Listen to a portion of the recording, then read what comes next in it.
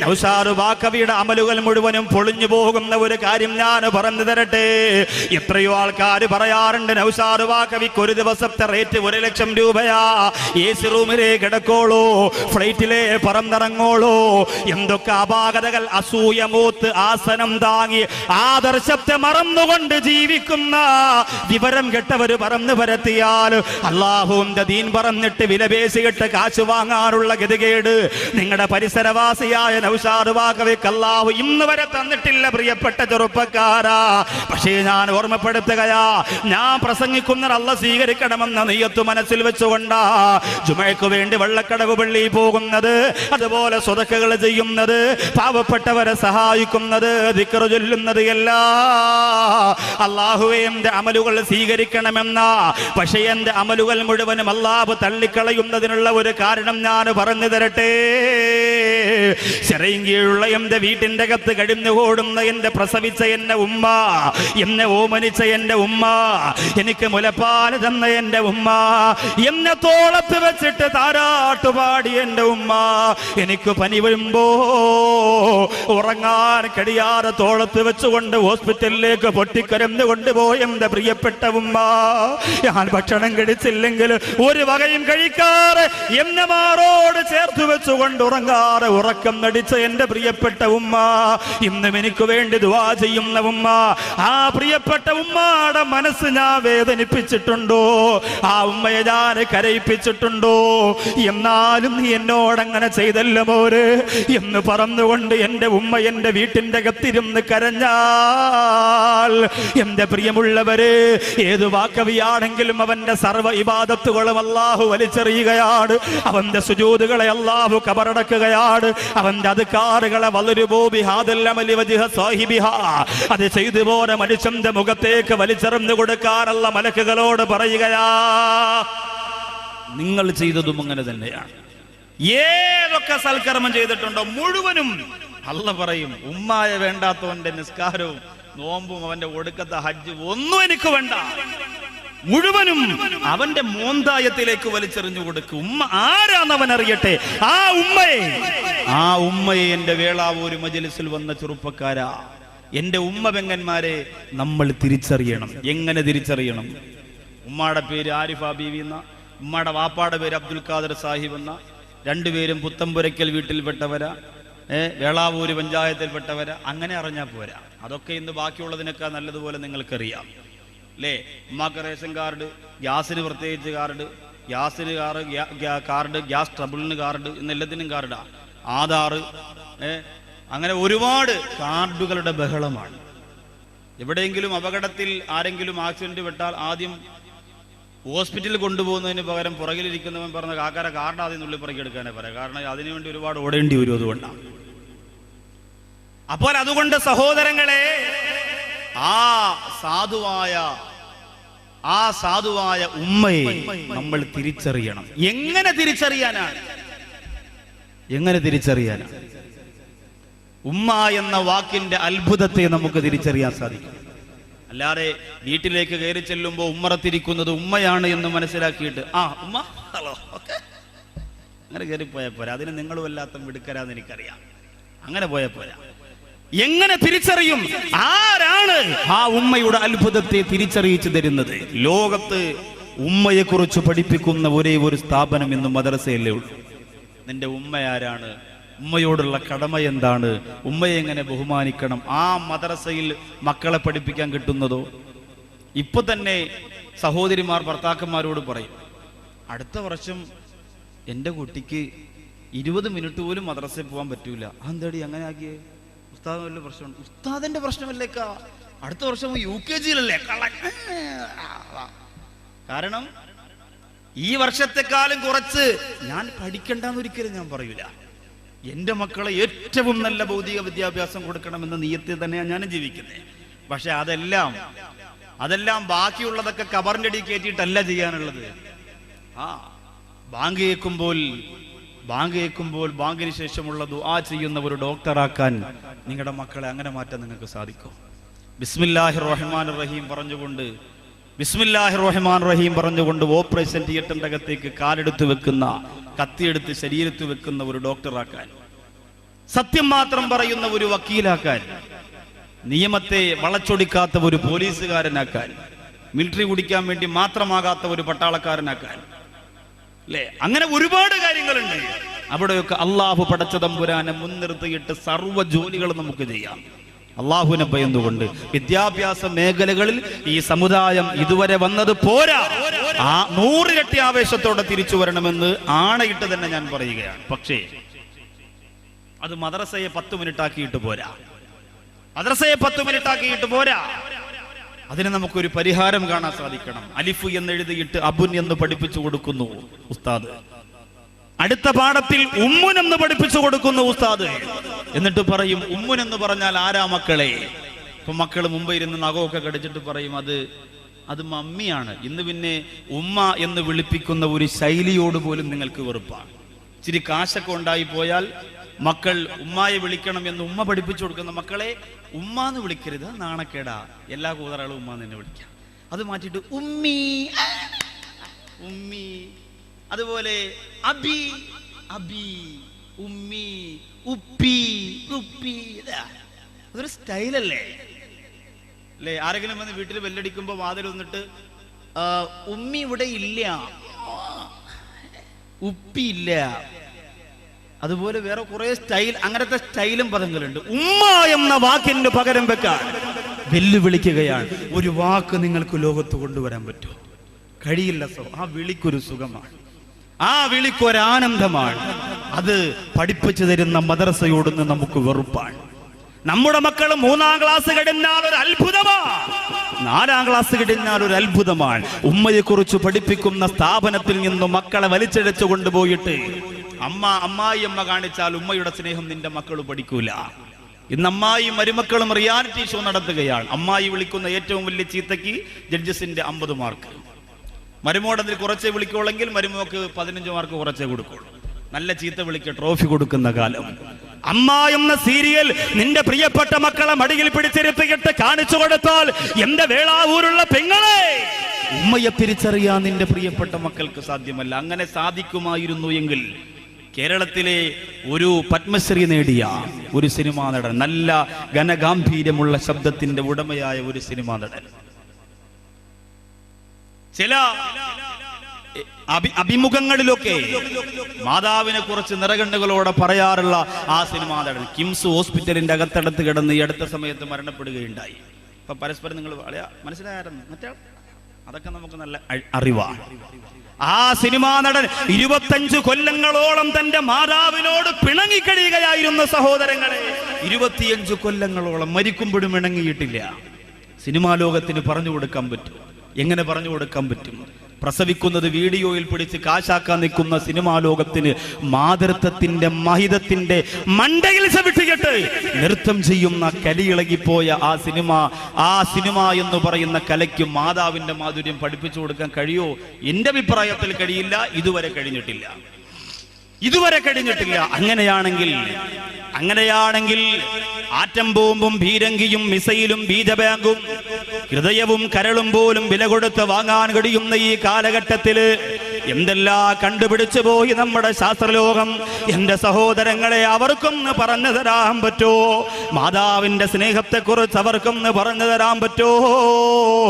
പക്ഷേ അല്ലാഹുവിന്റെ പരിശുദ്ധ ഖുർആൻ നിന്റെ വീട്ടിന്റെ അകത്ത് ആർക്കും വേണ്ടാതെ അടുക്കി വെച്ചിരിക്കുന്ന അല്ലാഹുവിന്റെ ഖുർആനും എടുത്ത് നിവർത്തി നോക്കിയാൽ ആ ഖുർആൻ പറഞ്ഞു തുടങ്ങുന്നുണ്ട് ഉമ്മയെ കുറിച്ച്, ആ ഖുർആൻ പറഞ്ഞു തുടങ്ങുന്നുണ്ട് മാതാവിനെ കുറിച്ച്. വവസ്വൈനൽ ഇൻസാന ബിവാലിദൈഹി ഇഹ്സാനാ ഹമലതുഹു കുർഹാ വവലഅതുഹു കുർഹാ. അല്ലാഹുവിന്റെ ഖുർആൻ പറയുന്ന മാതാവിന് സ്ഥാനക്കയറ്റം കിട്ടാനുള്ള കാരണമെന്ത്? മാതാവിനെ കുറിച്ച് ആവേശത്തോടെ ഇസ്ലാം പറയാനുള്ള കാരണമെന്ത്? പ്രധാനപ്പെട്ട 2 കാര്യങ്ങളാ ഖുർആൻ പറയുന്നത്. ഹമലതുഹു കുർഹാ, ഒരുപാട് ബുദ്ധിമുട്ട് അനുഭവിച്ചിട്ടാണ് ഉമ്മ നിന്നെ ഗർഭം ധരിച്ചത്, ഗർഭം ചുമന്നത്. ഹമലതുഹു കുർഹാ, കഷ്ടപ്പെട്ടുകൊണ്ട് നിന്നെ ചുമന്നു. അതത്ര ചെറിയ കാര്യമല്ല. 9.5 മാസം അല്ലെങ്കിൽ 10 മാസം നിന്നെ ചുമന്നുകൊണ്ട്, ചിലതൊക്കെ 10 മാസം ആയാലും വെളി വരില്ല. അങ്ങനെ പല രീതിയിലൊക്കെ മരുന്ന് കഴിച്ചിട്ട് നിന്നെ ചുമന്നുകൊണ്ട് നടക്കുന്ന നിന്റെ ഉമ്മ, അതത്ര നിസ്സാര കാര്യവുമല്ല. നിങ്ങൾ പറയാം അതിനേക്കാളും വലിയ ഭാരമൊക്കെ നമുക്ക് ചുമക്കാൻ പറ്റും. പക്ഷേ ഇതുപോലെ പൊക്കിൽ കൊടിയുമായി അറ്റുപോകാതെ കുരുങ്ങിക്കിടക്കുന്ന ഒരു ഭാരം വയറ്റിന്റെ അകത്ത്, അത് കേവലം വളർന്നുകൊണ്ടിരിക്കുന്നു. അതിനിടയിൽ മാനസികമായ ടെൻഷൻ ഉണ്ട്. അല്ലാഹുവേ, വയറിനകത്ത് കുഞ്ഞ് അനങ്ങുന്നുണ്ടോ, കുലുങ്ങുന്നുണ്ടോ, അതൊക്കെ പരിശോധിക്കുന്നുണ്ട്. ഇതൊക്കെ നോക്കണം, അതിൻ്റെ കൂടെ ജോലി ചെയ്യണം. ഇന്നത്തെ സഹോദരിമാർക്ക് പിന്നെ ഗർഭവതിയാണെന്ന് അറിഞ്ഞാൽ മതി, ഭർത്താവ് എപ്പോഴും AC കൊണ്ടിരുത്തി ചാരിയിരുത്തി ആപ്പിളും എല്ലാം കൊണ്ട് കൊടുത്ത്, മോളെ അനങ്ങരുത്, കുലുങ്ങരുത്, എൻ്റെ വിത്താണ്, തകർക്കണം അതൊക്കെ പറഞ്ഞ് എല്ലാം കൊണ്ട് കൊടുത്ത് സെറ്റപ്പാണ്. പണ്ടങ്ങനല്ല, 1 വയറ്റിൽ, 2 കട്ടിലിൽ, 3 തൊട്ടിലിൽ.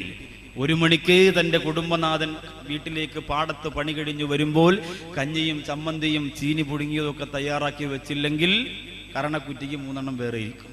ഇങ്ങനെ കഷ്ടപ്പെട്ട ആ ഉമ്മ ജീവിച്ചു. അന്ന് മക്കൾക്കൊന്നും ഒരു ഗുരുവില്ല. ഇന്ന് AC കിടന്ന് വെച്ചാലും ഡോക്ടർ പറയും ഷുഗർ ഉണ്ടോ എന്നൊരു ചെറിയ സംശയമുണ്ട്. 7ാമത്തെ മാസം കൊണ്ട് ടെസ്റ്റ് ചെയ്ത് നോക്കുമ്പോൾ ഡോക്ടർ പറയും തല തിരിഞ്ഞാണല്ലോ കിടക്കുന്നത്. അപ്പോഴത്തന്നെ ഈ ഭാര്യ പറയും അത് പിന്നെ വാപ്പായ പോലല്ലേ വരുള്ളൂ, വാപ്പ തിരിഞ്ഞാൽ പിന്നെ മോൻ എങ്ങനെ തിരിയാതിരിക്കും. അപ്പൊ ഇതൊക്കെ സംഭവിക്കുമ്പോഴും ഉമ്മ അത്ഭുതം തന്നെയാണ്. ഖുർആൻ പറയുന്നത് അതാണ്. ഉമ്മായുടെ സ്നേഹത്തെക്കുറിച്ചല്ല ഖുർആൻ പറഞ്ഞത്. ഉമ്മാക്ക് ഈ വിലയുണ്ടാവുന്നതിന്റെ കാരണം സഹോദരിമാരിപ്പം മുകളിലിരുന്നുകൊണ്ട് പറയണോ അടിപൊളിയടി, ഇന്നെല്ലാം നമ്മളെ കുറിച്ച് മാത്രമേ ഉള്ളൂ. അല്ലാഹുവേ, പ്രസവം നിർത്തണ്ടായിരുന്നു റബ്ബേ. നിർത്തിയവർക്ക് ഖേദമുണ്ടാകും. അത് വല്ലാത്ത സംഭവം. അത് കഷ്ടപ്പാടനുഭവിച്ചുകൊണ്ടാ നീ ചുമന്നുകൊണ്ട് നടന്നത്. പിന്നെയോ അല്ലാഹുവിന്റെ ഖുർആൻ പറയുന്നു അതിലേറെ കഷ്ടപ്പാടനുഭവിച്ചുകൊണ്ടാ നിന്റെ ഉമ്മ നിന്നെ പ്രസവിച്ചതും ചുമന്നതും കഷ്ടപ്പാടാണത്രേ. തഴവ മുഹമ്മദ് കുഞ്ഞു മൗലവി പാടിയ ബൈത്ത് നമുക്കറിയാം. ഗർഭം ചുമന്നത് 10 മാസം തള്ളയാ,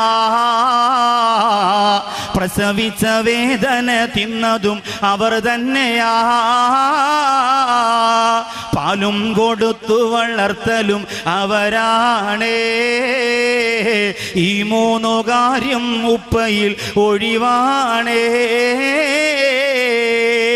പകരം വെക്കാനില്ലാത്ത ജോലിയാ ചെറുപ്പക്കാരാ. ഇന്ന് വീട്ടിന്റെ അകത്തിരുന്ന പുറത്തേക്ക് നിന്റെ ഉമ്മയെ നീ വലിച്ചെറിയാറില്ലേ? ഉമ്മാടെ ഫോൺ കോള് മൊബൈലിലേക്ക് കാണുമ്പോ മുഖം ചുളുക്കിക്കളയുന്ന ചെറുപ്പക്കാരാ. കിളവിയെന്ന് വിളിച്ചുകൊണ്ട് പരിഹരിച്ച് വീട്ടിന്റെ അകത്ത് ജീവച്ചവം പോലെ വീടിന്റെ ഒരു മൂലയ്ക്ക് വലിച്ചെറിയുന്ന നിന്റെ ഉമ്മയുടെ വിലയെന്തെന്നറിയണോ? അബ്ദുല്ലാഹിബ്നു ഉമർ റളിയല്ലാഹു അൻഹു കഅബാലയത്തിന്റെ മുമ്പ് നിൽക്കുമ്പോൾ ഒരു മനുഷ്യൻ വന്ന് കരഞ്ഞുകൊണ്ട് പറയുന്നു, തങ്ങളെ നിങ്ങളെ കണ്ടില്ലേ, ഞാൻ എൻ്റെ ഉമ്മയെയും കൊണ്ട് തവാഫ് ചെയ്യിപ്പിക്കുകയാണ്. അല്ലാഹുവിന്റെ തൗഫീഖ് ഉണ്ടെങ്കിൽ 14-ാം തീയതി എൻ്റെ ഉമ്മാനെയും കൊണ്ട് ഞാൻ പോകുമ്പോ, സഫറുല്ലാഹ് ഉസ്താദിന്റെ ഉമ്മായെയും കൊണ്ട് ബഹുമാനപ്പെട്ടവര് പോകുമ്പോ നമ്മുടെ ഉമ്മാടെ കാലൊന്ന് വേദനിച്ചാൽ ആ കഅബാലയത്തിന്റെ മുറ്റത്ത് വെച്ച് സഹായിക്കേണ്ടത് നമ്മുടെ ബാധ്യതയല്ലേ? ആ ഉമ്മയെ ചുമന്നുകൊണ്ട് നടക്കുകയാണ് ഒരു മനുഷ്യൻ. 7 പ്രാവശ്യം അല്ലാഹുവിന്റെ പരിശുദ്ധ കഅബാലയത്തിന്റെ ചുറ്റും നടന്ന് ഉമ്മാക്ക് നടക്കാൻ കഴിയുന്നില്ല. ഉമ്മാക്ക് വല്ലാത്ത ക്ഷീണമാണ്. അതുകൊണ്ട് ആ ഉമ്മയെ ചുമന്നുകൊണ്ടാ തവാഫ് ചെയ്യിപ്പിച്ചത്. അതെല്ലാം കിടന്ന് വിയർപ്പൊഴുക്കിയിട്ട് അബ്ദുല്ലാഹിബ്നു ഉമർ റളിയല്ലാഹു അൻഹുവിന്റെ മുമ്പിലേക്ക് വരികയാ. വന്നിട്ട് പറയുന്നു, തങ്ങളെ എന്റെ ഉമ്മ എന്ന് പറഞ്ഞാൽ എനിക്ക് വല്ലാത്ത ജീവനാണ്. എന്റെ ഉമ്മയുടെ സ്നേഹം വളരെ വിശാലമാണ്. അതുകൊണ്ട് ഉമ്മ എനിക്ക് വേണ്ടി ഒരുപാട് കഷ്ടപ്പാട് അനുഭവിച്ചിട്ടുണ്ട്. ആ കഷ്ടപ്പാടിന് പകരമായി, ഉമ്മ എന്നെ സ്നേഹിക്കുന്നതിന് പകരമായി, ഉമ്മ എനിക്ക് തന്ന ആദരവിന് പകരമായി, ഉമ്മ എനിക്ക് വേണ്ടി ഒരുപാട് വിയർപ്പൊടുക്കിയതിന് പകരമായി ഈ കഅബയുടെ ചുറ്റുഭാഗത്തിന്റെ ഉമ്മയെ ചുമന്നുകൊണ്ട് നടന്നല്ലോ തങ്ങളെ, അതതിന് പകരമാകുമോ എന്ന് ചോദിച്ചപ്പോൾ അബ്ദുല്ലാഹിബ്നു ഉമർ റളിയല്ലാഹു അൻഹു ഉമ്മയുടെ ഭാഗത്ത് നിന്ന് ആ പ്രിയ കൂട്ടുകാരനെ വിളിച്ചുകൊണ്ട് മാറിപ്പോവുകയാണ്. എന്നിട്ട് ആ പൊന്നു കൂട്ടുകാരനോട് പറയുന്നു, എടോ 1000 പ്രാവശ്യം ഉമ്മയെ ചുമന്നുകൊണ്ട് കഅബാലയത്തിന്റെ ചുറ്റും നീ നടന്നു പോയാലും, 1000 പ്രാവശ്യം നിന്റെ ഉമ്മയെ ചുമന്നുകൊണ്ട് കഅബാലയത്തിന്റെ ചുറ്റും നീ നടന്ന് തളർന്ന് വീണുപോയാലും, നിന്നെ പ്രസവിച്ചപ്പോ നിന്റെ ഉമ്മ അനുഭവിച്ച ഒരു സെക്കൻഡ് വേദനയ്ക്ക് പകരമാവില്ല എന്ന് അബ്ദുല്ലാഹി ഇബ്നു ഉമർ റളിയല്ലാഹു അൻഹു പറയുകയാണ്. പ്രസവിക്കാൻ ഭാഗ്യം കിട്ടിയ ഉമ്മമാരെ സൗഭാഗ്യവതികളാണ്.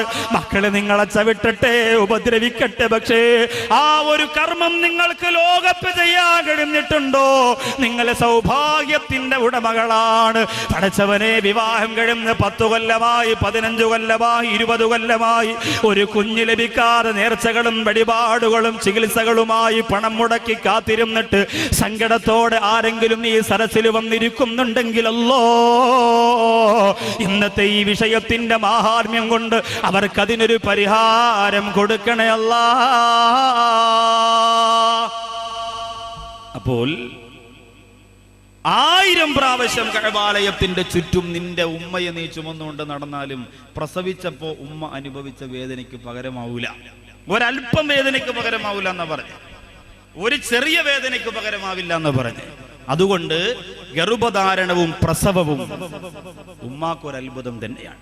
ചില ചെറുപ്പക്കാർ പറയും, എൻ്റെ ഉമ്മ എന്നെ പ്രസവിച്ചതല്ല, വയറ് കീറിയാണ് എന്നെ പുറത്തെടുത്തത്, സിസേറിയനായിരുന്നു, അതുകൊണ്ട് ഉമ്മാക്ക് വലിയ കഷ്ടപ്പാടൊന്നും അനുഭവിക്കേണ്ടി വന്നില്ല.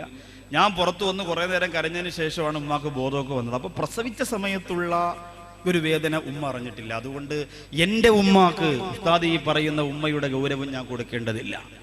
അങ്ങനെ പറയുന്നവരുണ്ടെങ്കിൽ ഷേക്സ്പിയറിന്റെ ഒരു കഥയാണ് ഓർമ്മ വരുന്നത്. മാക്ബത്ത് എന്ന് പറയുന്ന ഒരു കഥയുണ്ട്. സ്കോട്ട്ലാൻഡിലെ രാജാവായിരുന്ന ഡങ്കനെ വകവരുത്തിയിട്ട് മാക്ബത്തും ഭാര്യയും ആ രാജസ്ഥാനം അലങ്കരിച്ചു കൊണ്ടിരിക്കുമ്പോൾ മാക്ടഫ് എന്ന് പറയുന്ന ഒരാൾ മാക്ബത്തിനെ കൊല്ലാൻ വേണ്ടി കടന്നു വന്നപ്പോൾ മാക്ബത്തിന്റെ മുഖത്ത് ഒരു ഭയം കാണുന്നില്ല. മാക്ടഫ് ചോദിച്ചു, എന്തുകൊണ്ട് നീ എന്നെ പേടിക്കുന്നില്ല? അയാൾ ചിരിച്ചുകൊണ്ട് പറഞ്ഞു, ഒരു അമ്മ പ്രസവിച്ചവർക്ക് എന്നെ കൊല്ലാൻ സാധിക്കില്ല എന്ന് മൂർത്തികൾ ഞങ്ങളോട് അറിയിച്ചിട്ടുണ്ട്. അതുകൊണ്ട് അമ്മ പ്രസവിക്കാത്തവരായി ലോകത്താരുമില്ലാത്തത് കൊണ്ട് ആര് കത്തി കാണിച്ചാലും വാള് കാണിച്ചാലും എനിക്ക് പേടിയില്ല, എന്നെ കൊല്ലാൻ കഴിയില്ല, ഞങ്ങൾ മൂർത്തികളിൽ വിശ്വസിക്കുന്നവരാണ്. ആ സമയത്ത് മാക്ടഫ് ചിരിച്ചുകൊണ്ട് പറഞ്ഞു, എന്നെ അമ്മ പ്രസവിച്ചതല്ല. അക്ബത്ത് ചോദിച്ചു, അതെന്തേ? എന്നെ അമ്മ പ്രസവിക്കുന്നതിന് മുമ്പ് വയറ് കീറിയാണ് എന്നെ പുറത്തെടുത്തത് എന്ന് പറഞ്ഞിട്ട് പൊട്ടിച്ചിരിച്ചുകൊണ്ട് കഠാരം അക്ബത്തിന്റെ നെഞ്ചകത്തിലേക്ക് കടത്തിയെങ്കിൽ ഇതുപോലെ ചില ചെറുപ്പക്കാർ പറയും, എന്നെ ഉമ്മ എന്നെ പ്രസവിച്ചതല്ല, വയറ് കീറി പുറത്തെടുത്തതാണ്.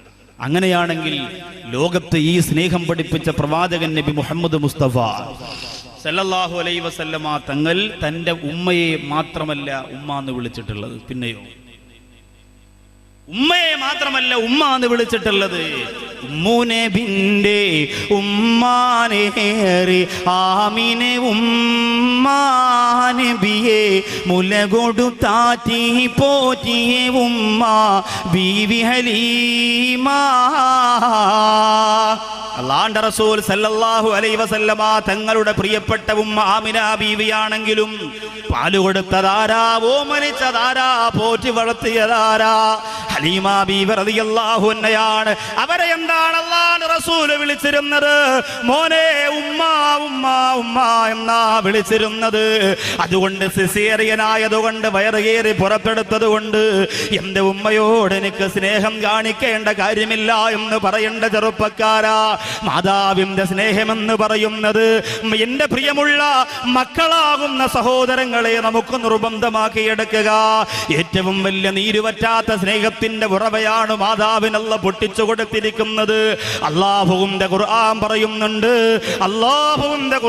പറയുന്നുണ്ട്, ഏറ്റവും അധികം വേദനയോട് ഒരു പൊന്നുമോനെ സമുദ്രത്തിലേക്ക് നെയിൽ നദിയിലേക്ക് ഒഴുക്കി വിട്ട ഒരു മാതാവിന്റെ കണ്ണീരിന്റെ കഥ. സഹിക്കാനാകാതെ ആ സമുദ്രത്തിന്റെ കരയിൽ നിന്ന് വിമ്മിപ്പൊട്ടിപ്പോയ ഒരു മാതാവിന്റെ കഥ. ഏതു പ്രവാചകന്റെ മാതാവാണത്? നെയിൽ നദിയിൽ ഒഴുക്കിവിട്ട പ്രവാചകൻ മൂസാ നബി അലൈഹി സ്വലാം. കിസ് പ്രോഗ്രാം ഒക്കെ നടത്തി എല്ലാവരെയും പഠിപ്പിച്ച് സെറ്റപ്പ് ആക്കി വെച്ചിരിക്കുകയാണ്. ഖുർആനിൽ ഏറ്റവും കൂടുതൽ പേര് പറഞ്ഞിട്ടുള്ള പ്രവാചകൻ മൂസാ നബി അലൈഹി സ്വലാം. ഏറ്റവും അധികം ഒരൊറ്റയടിക്ക് കിബ്തി വർഗത്തിൽപ്പെട്ട ഒരാളെ കൊന്നുകളഞ്ഞ പ്രവാചകൻ മൂസാ നബി അലൈഹി സ്വലാം. മദീനയിൽ അടക്കപ്പെട്ട പ്രവാചകൻ മാറോന്ന് ചോദിച്ചാൽ എല്ലാം അങ്ങനെ മൂസ എന്ന് പറയുന്നത് ചോദിച്ചിട്ട് ചോദിച്ചതാ. എല്ലാം അങ്ങനെ മൂസാ നബി എന്ന് പറയാൻ വേണ്ടി പെട്ടെന്ന് ചോദിച്ചതാ. ശരി. അപ്പോ ഈ മൂസാ നബി അല്ലാഹുവിന്റെ ഖുർആൻ പറയുന്ന വലഖദ് മനന്ന അലൈക മറത്തൻ ഉഖറാ ഇദ് അവൈനാ ഇലാ ഉമ്മിക മാ യുഹാ അനിഖ്ദി ഫീഹി ബിത്താബൂതി ഫഖ്ദി ഫീഹി ബിൽ യമ്മി. അല്ലാഹുവിന്റെ ഖുർആൻ പറയുകയാണ്, ആ മാതാവിന്റെ സങ്കടമതാ.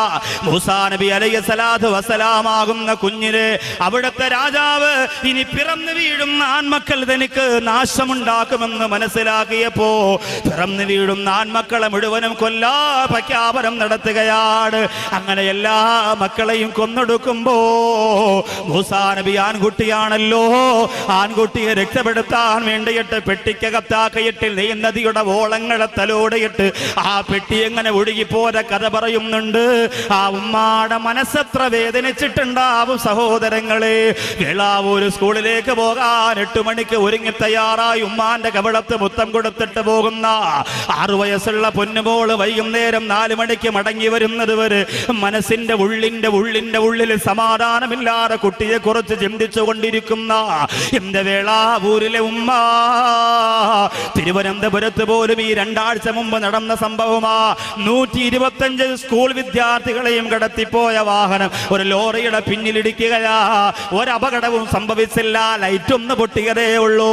പക്ഷേ പോലീസിനെ കണ്ടപ്പോ ഡ്രൈവർ ഇറങ്ങി ഓടുകയാ. പോലീസ് ഓട്ടിച്ചിട്ട് പിടിച്ചപ്പോ ആ ഡ്രൈവർ മൂക്കറ്റം കള്ളു കുടിച്ചിരിക്കുകയാണ്. 125 മക്കള്, 4 വയസ്സുള്ള 5 വയസ്സുള്ള ആ പ്രിയപ്പെട്ട മക്കൾ ഉമ്മാന്റെ കവളത്ത് മുത്തം കൊടുത്ത് വേഗം തൂക്കിയിട്ട് സലാം പറഞ്ഞു പോകുന്ന പ്രിയപ്പെട്ട മക്കളെ കൊണ്ടുപോകുന്ന ഡ്രൈവർ എങ്ങനെയാണെങ്കിൽ സമാധാനമുണ്ടോ ഉമ്മ? അങ്ങനാണെങ്കിലോ നെൽനദിയുടെ മുകൾ പരപ്പിലൂടെ ഒടുക്കി വിടുന്ന കുഞ്ഞിന്റെ സങ്കടം ചിന്തിക്കുന്ന ഉമ്മാടെ മനസ്സിന്റെ പ്രയാസം നിങ്ങൾ ആലോചിക്കുക. ഖുർആൻ മാത്രമല്ല അത് പറയുന്നത്. മഹാഭാരതം പരിശോധിച്ചാൽ വേളാവൂര് ഹൈന്ദവ സഹോദരങ്ങൾ ഉണ്ടാകും ഇതിന്റെ പരിസരങ്ങൾ. മഹാഭാരതം പരിശോധിച്ചാൽ കാണാം 99 കുഞ്ഞുങ്ങളെ നഷ്ടപ്പെട്ട ഗാന്ധാരി എന്ന മാതാവിന്റെ സങ്കടം. 99 മക്കൾ നഷ്ടപ്പെട്ടു പോയി. ശ്രീകൃഷ്ണ ഭഗവാന്റെ മുഖത്ത് നോക്കിയിട്ട് ഗാന്ധാരി പറഞ്ഞു, എന്റെ 99 മക്കളെയും കൊല്ലിച്ചു കളഞ്ഞല്ലോ. മറുപടി പറയാൻ ശ്രീകൃഷ്ണ ഭഗവാന് വാക്കുകളില്ല. കാരണം ആ മാതാവിന്റെ നൊമ്പരം അത്രത്തോളം വലുതാണ്. ഇതുപോലെ ഒരുപാട് ഒരുപാട് ഒരുപാട് ഇപ്പോ വൈലോപ്പിള്ളി ശ്രീധരമേനോൻ എഴുതിയ മാമ്പഴം എന്ന് പറയുന്ന മനോഹരമായ കവിത, അതൊരു അമ്മയുടെയും ഒരു കുഞ്ഞിന്റെയും ബന്ധത്തെ വിളിച്ചോതുന്ന കവിതയാണ്. എത്ര ഭംഗിയാണതൊക്കെ. ഇന്നങ്ങനെയുള്ള കവിതകൾ നമുക്ക് കാണാനില്ല, കിട്ടാനില്ല. അപൂർവം ചിലർ ചെന്തിയും തെറിച്ചൊക്കെ ഒരു പാട്ട്. ഇപ്പൊ ഈ അടുത്തൊരു നബിദിനത്തിന് ഒരു കുട്ടി നബിദിന പ്രോഗ്രാമിന് മൈക്കിലൂടെ പാടിയ ഒരു പാട്ട് കേട്ടു. വല്ലാത്ത രസം തോന്നി. പക്ഷെ ആ കുട്ടി അങ്ങനെ പാടുമ്പോൾ അത് രസം തോന്നാൻ കാരണം അതിന്റെ ഉമ്മ മരണപ്പെട്ടു പോയിരുന്നു.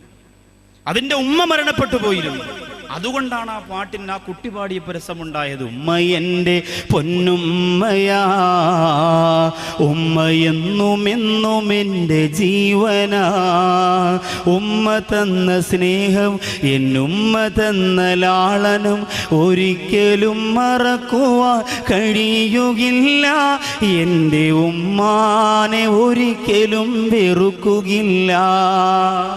അതാ കുട്ടി ഉമ്മയെ ആലോചിച്ച് പാടുമ്പോൾ എന്തൊരു സങ്കടമായിരിക്കും. അള്ളാഹു നമ്മുടെ ഉമ്മമാർക്ക് കണ്ടുകൊണ്ടിരിക്കാനെങ്കിലും ഉള്ള ദീർഘായുസ് അള്ളാഹു തരട്ടെ. എത്ര രോഗിയാണെങ്കിലും നമ്മൾ പരിചരിക്കണം, എത്ര രോഗിയാണെങ്കിലും നമ്മൾ നോക്കണം. ഗുരുവായൂർ ഭാഗത്ത് ഒരു ഉമ്മ മരണപ്പെട്ടപ്പോൾ 3 മാസത്തിന് ശേഷം അവിടെ പ്രസംഗം നടന്നപ്പോൾ ആ പ്രസംഗ സ്റ്റേജിൽ വന്ന പ്രിയപ്പെട്ട 7 മക്കൾ സങ്കടത്തോടി പറയാണ്, ഉസ്താദേ ഞങ്ങളുടെ ഉമ്മ മരണപ്പെട്ടു പോയി. 6 കൊല്ലം നമ്മുടെ ഉമ്മ കിടന്ന കിടപ്പിലായിരുന്നു, മലമൂത്ര വിസർജനം, അനങ്ങാൻ കഴിയില്ല കിടക്കയിൽ നിന്ന്. പക്ഷേ ആ ഉമ്മാടെ മുതുകിന്റെ ഭാഗത്തൊരു ചെറിയ പൊട്ടല് പോലും വരാൻ നമ്മൾ അനുവദിച്ചിട്ടില്ല ഉസ്താദെ. തറയിൽ വെക്കാതെ ഞങ്ങൾ നോക്കി. 7 മക്കളും നമ്മുടെ ഉമ്മായെ വല്ലാതെ ഞങ്ങൾ നോക്കി.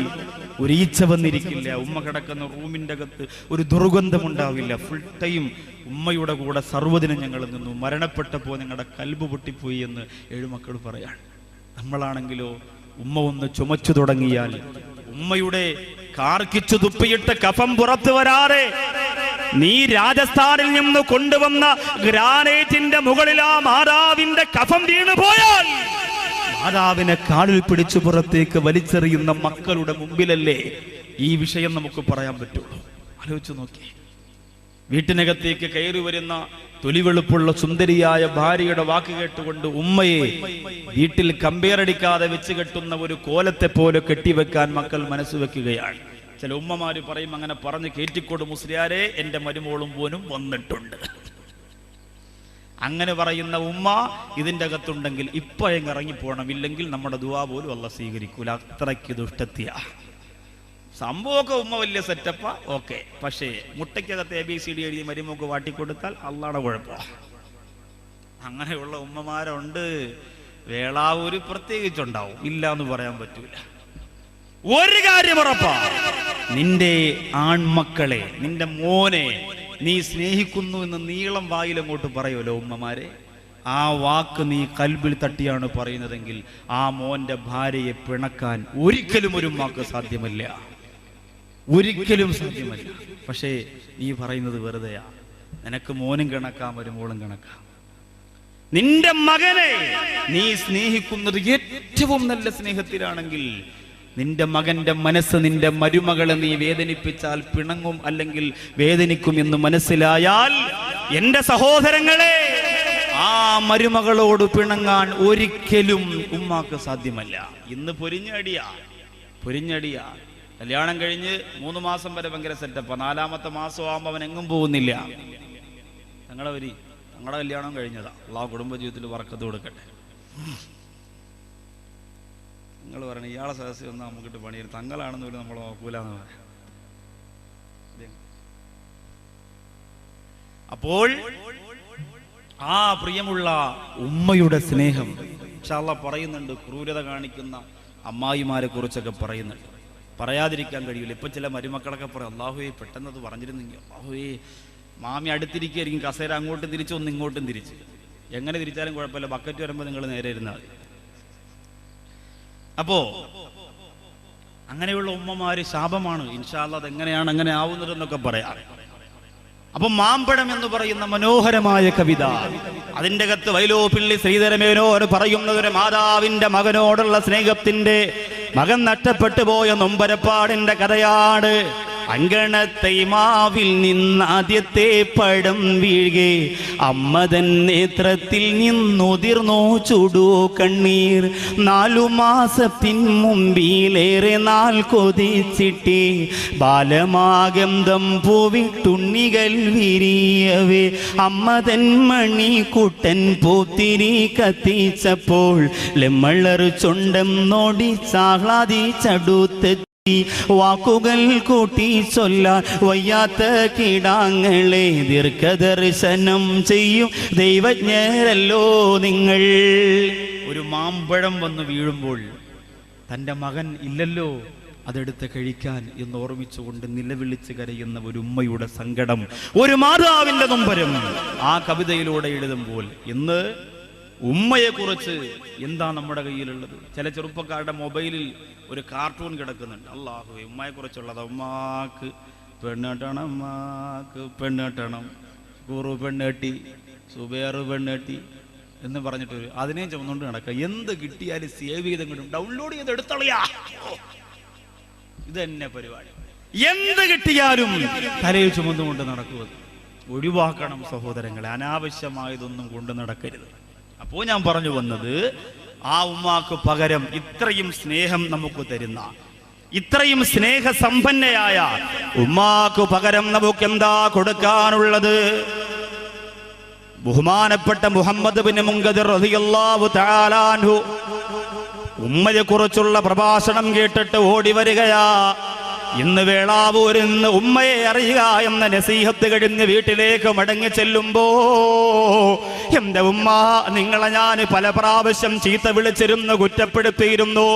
കൂട്ടുകാരോടൊത്ത് ഡിസംബർ 31 പാതിരാത്രി ന്യൂ ഇയർ ആഘോഷിച്ച് രാത്രി ഞാൻ വരാൻ വൈകിയപ്പോ എന്നോടുമ്മ ചോദ്യം ചെയ്തപ്പോ ഞാൻ ചൂടായിരുന്നു.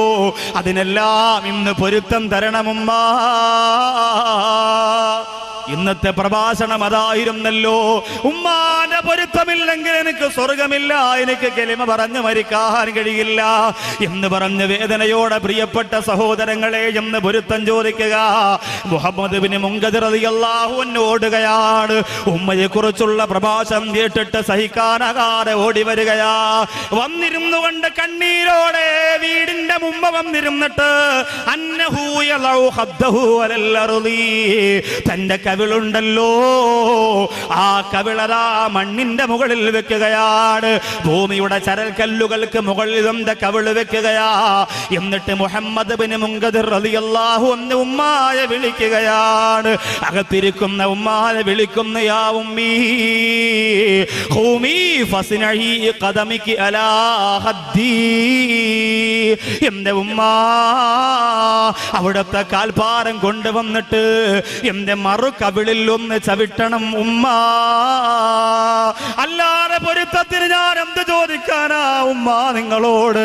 ലോകത്ത് ഏറ്റവും അധികം സ്നേഹം ഞാൻ തരേണ്ടത് നിങ്ങൾക്കാ, ഏറ്റവും നല്ല സന്തോഷം ഞാൻ തരേണ്ടത് നിങ്ങൾക്കാ, ഏറ്റവും നല്ല പുഞ്ചിരി തരേണ്ടത് ഞാൻ നിങ്ങൾക്കാ എന്ന് പറഞ്ഞുകൊണ്ട് കവിള് കൊണ്ട് വെച്ചിട്ട് ചവിട്ടാൽ പറഞ്ഞു പോരെങ്കിൽ എന്റെ വേളാവൂര് മക്കത്തിൽ മുക്കറമയുടെ പ്രോഗ്രാമിൽ വന്നിരിക്കുന്ന ചുറുചുറുക്കുള്ള ചെറുപ്പക്കാരാ, നിന്റെ ഉമ്മായെ അത്രത്തോളം വലിയ സ്നേഹം കൊണ്ട് നീ പൊതിഞ്ഞിട്ടുണ്ടോ? നിന്റെ ഉമ്മ നിന്നെ കുറ്റപ്പെടുത്തിയപ്പോ നീ തിരിച്ചു കളിയാക്കിയില്ലേ? നിന്റെ ഉമ്മയെ നീ പരിഹരിച്ചില്ലേ? നിന്റെ വിവാഹം കഴിഞ്ഞപ്പോ നിന്റെ ഉമ്മ നിനക്കൊരധിക പറ്റായി തീർന്നില്ലേ? എന്റെ ചെറുപ്പക്കാരാ, എത്ര സുന്ദരിയാണ് നീ കെട്ടിക്കൊണ്ട് വന്നാൽ അവളുടെ മുഖത്ത് നോക്കിയിട്ട് 3 ത്വലാഖ് ചൊല്ലിയാൽ നീയും നിന്റെ ഭാര്യയുമായിട്ടുള്ള സർവബന്ധവും തീരുകയാണ്. എത്ര വലിയ സ്നേഹത്തിന്റെ ഉടമയായിരുന്നാലും രാത്രി 10 മണിയായി മടങ്ങി വരാൻ താമസിച്ചു പോകുമ്പോ വൈഫിന്റെ മെസ്സേജ്, ഐ മിസ് യുടാ, ഐ ലേറ്റ്. ഒരുപാട് വൈകിപ്പോയി കരളെ അല്ലേ? അവനപ്പോ പറയും, മീറ്റിംഗിലാണ് മുത്തേ, ഞാനിപ്പോ എത്തൂലേ സത്തേ. അല്ലാഹുവേ, ഇതിനൊന്നും ഒരു പരിഹാരമില്ല, അത്രയ്ക്ക് സ്നേഹമാണ്. 3 ത്വലാഖ് ചൊല്ലിയ കഴിഞ്ഞു സംഭവം. പിന്നെ ഭാര്യയും ഭർത്താവുമല്ല, പിന്നെ ഇസ്ലാമിക നിയമപ്രകാരം അവൾ നിന്റെ അന്യ സ്ത്രീയാണ്. പിന്നെ തൊടൽ ഹറാമാണ്, കാണൽ ഹറാമാണ്, മിണ്ടൽ ഹറാമാണ്. ഇന്ന് പെണ്ണ് കാണാൻ പോയാൽ നമ്പരും മാറ്റി മിസ് കോൾ അടിക്കും, മെസ്സേജ് അയക്കും, സംസാരിക്കും, അത് വേറെ കാര്യം. ചെറുപ്പക്കാരത് അവസാനിപ്പിക്കണം. ഹറാമ് ചെയ്തിട്ട് കുടുംബജീവിതത്തിലേക്ക് കയറിയാൽ ഉള്ള ബർക്കത്തോടെ നഷ്ടപ്പെട്ടു. അത് പറഞ്ഞില്ല എന്ന് വേണം.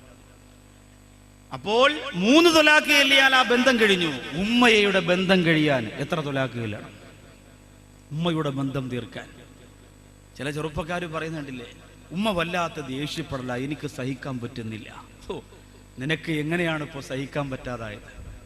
ആദ്യം കുറേ കാലഘട്ടം ഉണ്ടായിരുന്നല്ലോ ഉമ്മ എന്ന വാക്കല്ലാതെ ഒരു ഹർഫ് നിന്റെ നാവിൻ തുമ്പിൽ വരാത്തൊരു കാലഘട്ടം ഉണ്ടായിരുന്നു. വിശന്നു പോയാൽ ഉമ്മ എന്ന് വിളിച്ചിരുന്ന കാലഘട്ടം, ആദ്യമായി പിച്ച വെച്ച് നടന്നപ്പോ ഉമ്മ എന്ന് വിളിച്ചിരുന്ന കാലഘട്ടം. അല്ലാഹുവേ, ഉറക്കം വന്നില്ലെങ്കിൽ ഉമ്മ, പനി വന്നാലും ഉമ്മ, വേദനിച്ചാലും ഉമ്മ, പ്രയാസപ്പെട്ടാലും ഉമ്മ, വയറ് വിശന്നു പോയാൽ ഉമ്മ ഉമ്മ ഉമ്മ, പേടിച്ചു പോയാൽ ഉമ്മ, എന്തിനേറെ ഉറക്കത്തിൽ കിടന്ന് ഞെട്ടുന്ന സ്വപ്നം കണ്ട് ഞെട്ടി കണ്ണു തുറന്നാലും ഉമ്മ, എപ്പോഴും ഉമ്മ ഉമ്മ ഉമ്മ ഉമ്മ. ഇതെന്നെ പറച്ചില്, ഇതിനപ്പുറത്തൊന്നുമില്ല. എപ്പോഴും ഉമ്മ ഉമ്മ ഉമ്മ. അങ്ങനെ പറഞ്ഞിരുന്ന നീ ഇന്ന് തണ്ടും തടിയും തൻ്റെ ഇടവും അല്ലേ, ഉമ്മായെക്കാളും വളർന്ന് സ്വന്തമായി വീടൊക്കെ വെച്ച് വലിയ സെറ്റപ്പായപ്പോൾ ഇപ്പോ നിനക്ക് നിന്റെ ഉമ്മ ചൂടാകുന്നത് സഹിക്കാൻ പറ്റുന്നില്ല അല്ലേ? ഉപ്പയും ഉമ്മയും വീടിന്റെ മുമ്പിൽ നിന്ന് സംസാരിച്ചു കൊണ്ടിരിക്കുമ്പോൾ മകൻ ഇങ്ങനെ പൾസറിൽ അല്ലെങ്കിൽ ബുള്ളറ്റിൽ ഇല്ലെങ്കിൽ വാഹനത്തിൽ വരുന്നത് കാണുമ്പോൾ ഉപ്പ പറയും, ഓം വരാമണ്ടല്ലോ, ഭൂതം വരണ പോലെയാ. ദജ്ജാല് വന്നാലും ഇങ്ങനെ പേടിക്കൂല ഉമ്മ. പേടിച്ച് അടുക്കളയിൽ പോയി ഉമ്മയുടെ ജോലി, വാപ്പാടെ ജോലി, പത്രമൊക്കെ വായിച്ചിട്ട് ഉമ്മ ഉള്ളസ് കട്ടനെടുത്ത് കൊണ്ടുവരാൻ ഉമ്മ അപ്പോഴേ കട്ടൻ ചായ. എന്തോ എനിക്ക് ഷുഗറൊന്നുമില്ല, എനിക്കൊരു ഗുരുവില്ല, അതിലിടൂലേ? ഇടാൻ മോനെ ഇച്ചിരി പഞ്ചസാര കുറവാടാ, ക്ലാസ്സോടുകൂടി ഒറ്റേറി, ഞാൻ ചെലവിന് തരുന്നതെല്ലാം വാങ്ങി കളവനും കളവിടെ നക്കിക്കൊണ്ടിരുന്നാ പോരെ എന്ന് പറഞ്ഞിട്ട് ദേഷ്യം വന്ന് ബൈക്ക് കൊടുത്തപ്പോഴേ തിരിച്ചങ്ങ് പോകും. ഉടനെ വാപ്പ വന്നിട്ട് പറയും, നീ എന്തിനാടി അവനെ പിണക്കി വിട്ടത്? ഇനി അവനിപ്പോൾ കടയിൽ പോയി തട്ടുദോശയും കഴിച്ച് അപ്പുറത്തെ ബിവറേജിൽ കയറി കള്ളും കുടിച്ച് കൂട്ടുകാരുടെ വീട്ടിൽ പോയി വെട്ടിയും അല്ല കുപ്പിയും പൊട്ടിച്ച് അവിടെ വിൽക്കൂലേ? എനിക്ക് വരും ചായ തന്നില്ലേലും കുഴപ്പമില്ല, മോനിച്ചിരി മധുരം കൂട്ടി കൊടുത്തൂടായിരുന്നു.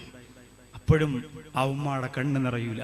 ആ ഉമ്മാടെ കണ്ണ് നിറഞ്ഞാൽ അത് ദേഷ്യപ്പെട്ടതിന് വേണ്ടിയിട്ടല്ല, തന്റെ മകൻ രാത്രിയിൽ വീട് വിട്ടുപോയല്ലോ, എന്തെങ്കിലും സംഭവിക്കുമോ എന്ന് ചിന്തിച്ചുകൊണ്ടാണ്.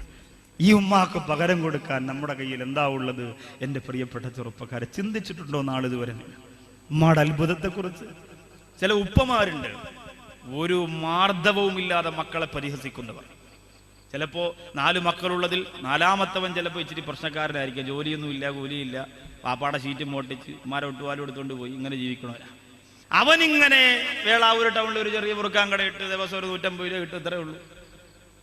ഉച്ചയ്ക്ക് ചിലപ്പോൾ ഭക്ഷണം കഴിക്കാൻ വാപ്പ ഉണ്ടെങ്കിൽ വരില്ല. വാപ്പ ഉണ്ടെങ്കിൽ വന്നാൽ വാപ്പ പറയും, വന്നു മുതലാളി വന്നടി ചോരട്ടോട്.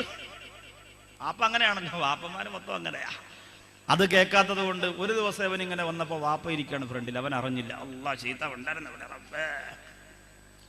അപ്പൊ ഉടനെ വാപ്പ പറഞ്ഞു, ഓ ആരിഫാ ബിരിയാണി എടുത്തു വെച്ചോ, മുതലാളി വന്നു. മുറുക്കാങ്കടയാണ്, 2 ചൈനയും കേനിയും ആനിച്ചും അതും ഇതൊക്കെ വെച്ച് അങ്ങനെ ജീവിക്കണ മോനാ. അപ്പൊ മുതലാളി ഒന്നും എടുത്തു വെച്ചോ എന്ന് പറഞ്ഞു. അപ്പൊ ഇവന് പെട്ടെന്ന് ആ വാക്ക് ഫീൽ ചെയ്തു. അകത്തേക്ക് ചെന്നപ്പോ വാപ്പ പറഞ്ഞടാ, പെരുന്നാളായി, ഖത്തറിലുള്ള എൻ്റെ മൂത്ത മകൻ കഴിഞ്ഞ പെരുന്നാളിന് എനിക്ക് അയച്ചു തന്നത് 50,000 രൂപയാ. അടിപൊളി ഡ്രസ്സും അതും ഇതൊക്കെ തന്നു. ഒരു വാച്ച് അവൻ കൊടുത്തയച്ചു.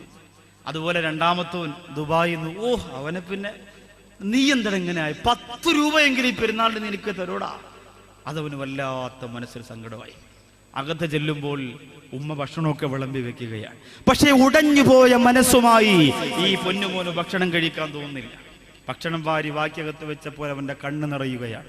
ഈ സംഭാഷണം മുഴുവനും അകത്തിരുന്ന് ഉമ്മ കേട്ടു.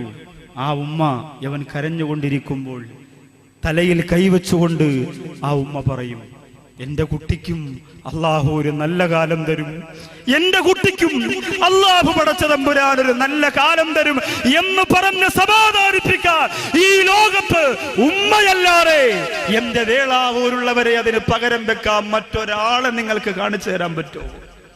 എത്ര ചവിട്ടിയാലും എത്ര അടിച്ചാലും എത്ര ഇടിച്ചാലും എന്റെ പൊന്നുമോനെ കാക്കണേ റബ്ബേ എന്ന് ദുആ ചെയ്യാൻ ഉമ്മമാർക്കല്ലാതെ സാധ്യമല്ലല്ലോ. എന്നാൽ ഒരത്ഭുതം നടന്നു റസൂലുള്ളാഹി സ്വല്ലല്ലാഹു അലൈഹി വസല്ലമ തങ്ങളുടെ മദീനത്ത്. അത്യത്ഭുതം. ഒരു ഉമ്മ പറഞ്ഞു, എന്റെ മോന് നരകം കിട്ടണം, അതിനുവേണ്ടി ഞാൻ ദുആ ചെയ്തുകൊണ്ടിരിക്കുകയാണ്. അങ്ങനെ പറയണമെങ്കിൽ എന്തുമാത്രം ആ മകൻ ഉപദ്രവിച്ചിട്ടുണ്ടാകും. മദീനയുടെ മണവാളൻ കടന്നു ചെല്ലുകയാണ്. ഖബറുകളുടെ ഭാഗത്തൂടെ മുത്തുനബിതങ്ങൾ നടന്നു പോകുമ്പോ സല്ലല്ലാഹു അലൈഹി വസല്ലം അല്ലാഹുവിന്റെ റസൂൽ നടന്നു പോകുമ്പോ ഖബറിന്റെ അകത്തിരുന്ന് നിലവിളി കേൾക്കുകയാ, നബിയേ എന്നെ ഒന്ന് രക്ഷപ്പെടുത്തണം റസൂലേ. ഇത് ഞാൻ പറയുമ്പോ വേളാവൂരുള്ളവർ അത്ഭുതപ്പെടണ്ട. അല്ലാഹുവിന്റെ റസൂലിന് എങ്ങനെയാണ് ഖബറിന്റെ അകത്തുള്ളവരുടെ നിലവിളി കേൾക്കാൻ കഴിയുന്നതെന്ന്. എല്ലാ ഖബറുകളുടെ നിലവിളിയും റസൂലുള്ളാഹി തങ്ങൾക്ക് കേൾക്കാൻ കഴിയുന്നതാ. പക്ഷേ ചില പ്രത്യേകമായ ഖബറിന്റെ അകത്തുള്ള വ്യക്തികൾ പോലും അല്ലാഹുവിന്റെ തീരുമാന പ്രകാരം നബി തങ്ങളോട് സംസാരിച്ചിട്ടുണ്ട്. ആ പ്രവാചകരാ നമ്മുടെ പ്രവാചകൻ. അല്ലാതെ സാധാരണ മനുഷ്യനാണെന്ന് പറഞ്ഞ് ചില വിവരമില്ലാത്തവർ ചുമന്നുകൊണ്ട് നടക്കുന്ന പ്രവാചകൻ നമ്മുടെ പ്രവാചകനല്ല. അത് അവരുടെ പ്രവാചകനാണ്, അത് അവരുടെ പ്രവാചകനാണ്. നമ്മുടെ പ്രവാചകൻ സാധാരണ മനുഷ്യനല്ല. നമ്മുടെ പ്രവാചകൻ മറ്റുള്ളവരോട് സംസാരിച്ചിട്ടുണ്ട്.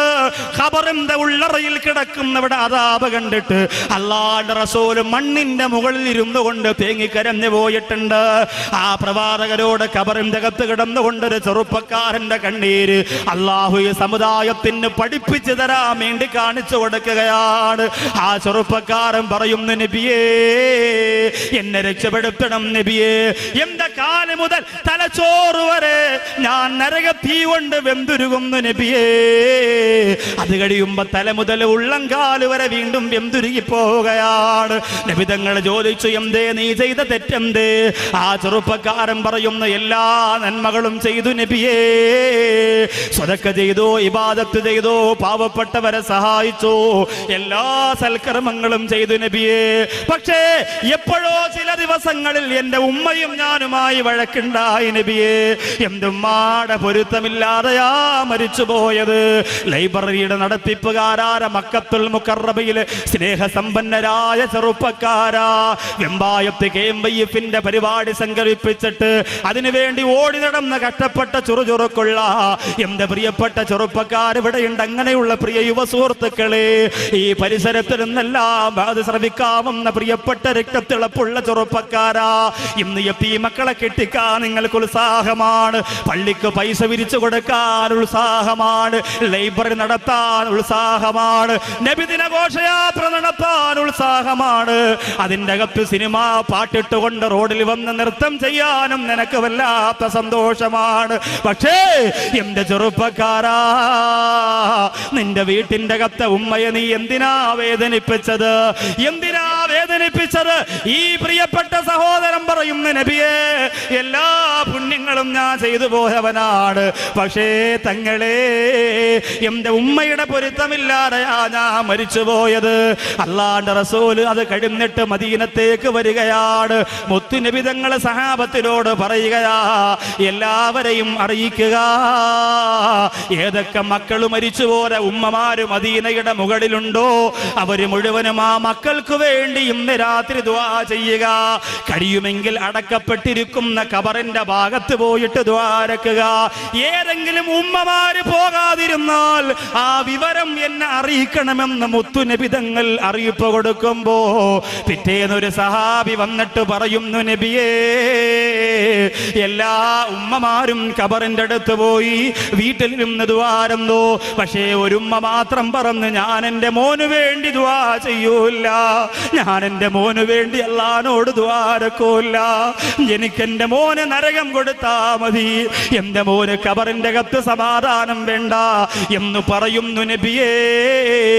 സ്നേഹം പഠിപ്പിച്ച പ്രവാചകന്റെ കണ്ണുനീര് അടകെട്ടി ഒടുകയാണ്.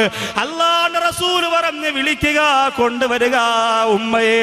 നോക്കുമ്പോഴാ മദീനയുടെ മരുഭൂമിയുടെ ആ ചുട്ടുപൊള്ളുന്ന മണ്ണിൽ ചവിട്ടി വേച്ച് വേച്ച് നടന്നു വരുന്ന തൊളി ചൊട്ടി ചുളുങ്ങിപ്പോര കണ്ണുകുഴിയിലേക്ക് വീണുപോയ ഒരു വടി കുത്തി പിടിച്ചുകൊണ്ട് നടന്നു വരുന്ന ഉമ്മ. അല്ലാഹുവിന്റെ ഹബീബ് ചോദിച്ചു, ഉമ്മ, നിന്റെ പൊന്നുമോനെ രക്ഷപ്പെടുത്തണ്ടേ, നിങ്ങളുടെ പൊന്നുമോന് സ്വർഗം കൊടുക്കണ്ടേ, അതുകൊണ്ട് മോന് പൊരുത്തപ്പെട്ട് കൊടുക്കണമെന്ന് പറഞ്ഞപ്പോ ആ ഉമ്മ പറയുന്നു, നബിയേ, അവൻ എന്നെ വല്ലാതെ വേദനിപ്പിച്ചിട്ടുണ്ട് നബിയേ, എന്നെ ഉപദ്രവിച്ചിട്ടുണ്ട് റസൂലേ, എന്റെ പൊന്നുമോൻ എന്നെ ചവിട്ടിയിട്ടുണ്ട്, എന്റെ പൊന്നുമോൻ എന്നെ കഷ്ടപ്പെടുത്തിയിട്ടുണ്ട്, എന്റെ പൊന്നുമോൻ എന്നെ വല്ലാതെ മനസ്സ് വേദനിപ്പിച്ചിട്ടുണ്ട്. ആ വേദന ഇന്നത്തെ രാത്രിയിലും ഇന്നലത്തെ രാത്രിയിലും ഇന്നത്തെ പ്രഭാതത്തിലും പോലും മാറിയിട്ടില്ല നബിയേ. എനിക്ക് പൊരുത്തപ്പെട്ടു കൊടുക്കാൻ കഴിയില്ല നബിയേ, അവൻ അനുഭവിക്കണം നബിയേ. ഒരു ഉമ്മ ഇങ്ങനെ പറയണമെങ്കിൽ ചെറുപ്പക്കാരാ, ആ ഉമ്മാടെ മനസ്സ് എന്തുമാത്രം നീ ചവിട്ടിയിട്ടുണ്ട് മോനെ. ഉമ്മയെ കുറ്റപ്പെടുത്തുന്ന ചെറുപ്പക്കാരാ, ചിന്തിച്ചു കൊള്ളുക, ഈ ചരിത്രം നിനക്കുള്ളതാണ് മോനെ. എന്തൊക്കെ പുണ്യങ്ങളും മലമറിച്ച് നീ ചെയ്തു പോയാൽ നിന്റെ ഉമ്മ നിന്നെ ശപിച്ചാ അതൊന്നും അല്ലാഹു സ്വീകരിക്കൂല, പിന്നെ അവിടെ അങ്ങോട്ട് അദാബ് തന്നെ. ആ ഉമ്മ പറയുന്ന നബിയേ, എനിക്ക് സഹിക്കാൻ പറ്റുന്നില്ല. ഉമ്മ പൊരുത്തപ്പെട്ട് കൊടുക്കൂലെന്ന് മനസ്സിലായപ്പോ അല്ലാഹുവിന്റെ റസൂൽ ഉമ്മാടെ വിരൽ തുമ്പ് പിടിച്ച് നടന്ന് ചെല്ലുകയാണ്. ആ ഖബറിന്റെ ഭാഗത്തേക്ക് ചെല്ലുകയാ, മകനെ അടക്കിയിരിക്കുന്ന ഖബറിന്റെ ഭാഗത്ത് ചെല്ലുകയാണ്. അവിടെ ചെന്ന് നിന്നുകൊണ്ട് മുത്തുനബി തങ്ങൾ ദുആ ചെയ്യുകയാ, അല്ലാഹുവേ, ഈ പൊന്നുമോൻ ഖബറിന്റെ അകത്ത് കിടന്ന് നിലവിളിക്കുന്നത് ഈ ഉമ്മാക്കൊന്ന് കാണിച്ചു കൊടുക്കണേ അല്ലാ. ആ പൊന്നുമോന്റെ നിലവിളി ഒന്ന് കേൾപ്പിച്ചു കൊടുക്കണേ അല്ലാ എന്ന് പറഞ്ഞിട്ട് അല്ലാഹുവിന്റെ റസൂൽ ഉമ്മയോട് പറഞ്ഞു, ഉമ്മ, അവിടുത്തെ കാതുകൾ രണ്ടും ഇതാ ഈ ഖബറിന്റെ മണ്ണറക്കൂടിന്റെ മുകളിൽ വെക്കുക ഉമ്മ. എന്നിട്ട് ആ പൊന്നുമോന്റെ സങ്കടം നിങ്ങൾ അറിയണം ഉമ്മ.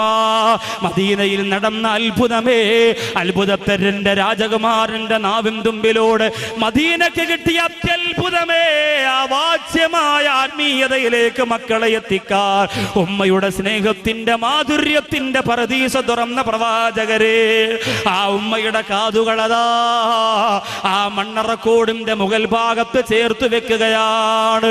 ആ സമയത്ത് ഖബറിന്റെ അകത്ത് കിടന്നുകൊണ്ട് പൊന്നുമോന്റെ നിലവിളി കേൾക്കുകയാണ്.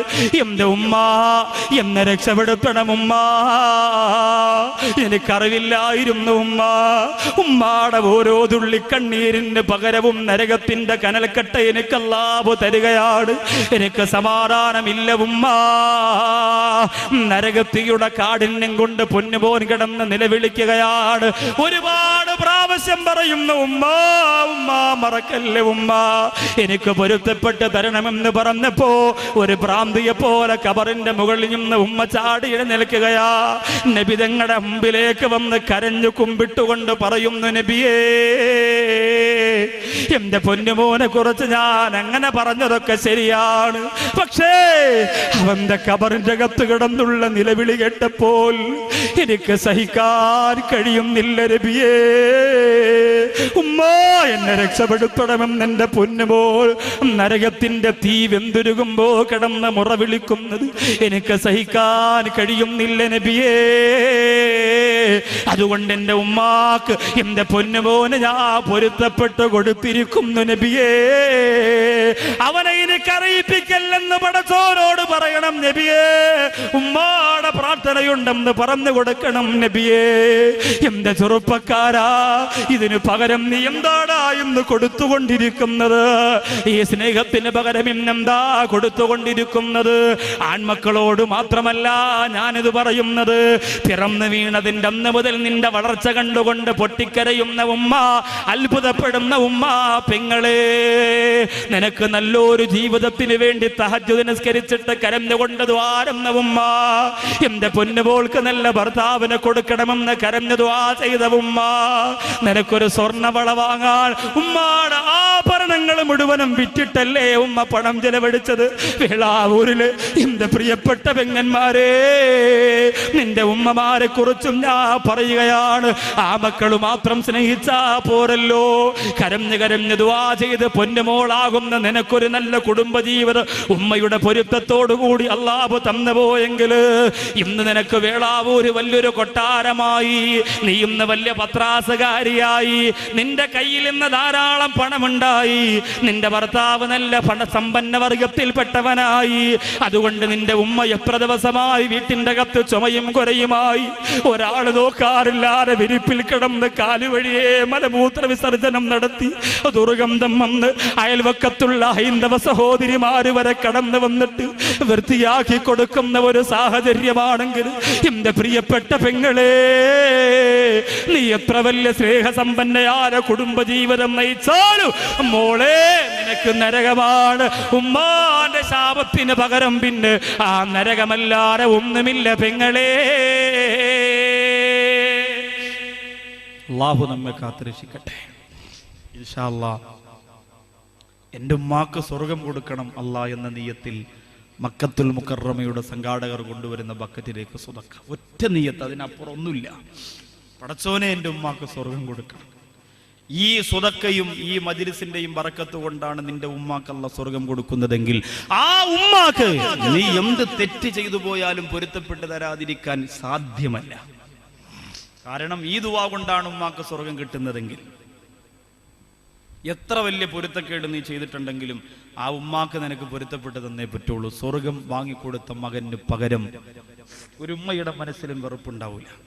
അള്ളാഹു അനുഗ്രഹിക്കട്ടെ. കണ്ണീരോടെ നമുക്ക് ദ്വാരക്കാം. ഈ സ്വർഗത്തിന്റെ മജ്‌ലിസ് ചരിത്രത്തിന്റെ വിശാലമായ ബാക്കി ഭാഗത്തേക്ക് കടക്കുന്നതിന് മുമ്പ് ഈ മനോഹരമായ മജ്‌ലിസിലിരുന്ന് ഞങ്ങളുടെ ഉമ്മാക്ക് വേണ്ടി, എൻ്റെ ഉമ്മാക്ക് വേണ്ടി ഒരു ദുആ ഞാൻ നിങ്ങളോട് പറയുന്നു. നിങ്ങൾ എൻ്റെ ഉമ്മാക്ക് വേണ്ടി ദ്വാരക്കണം.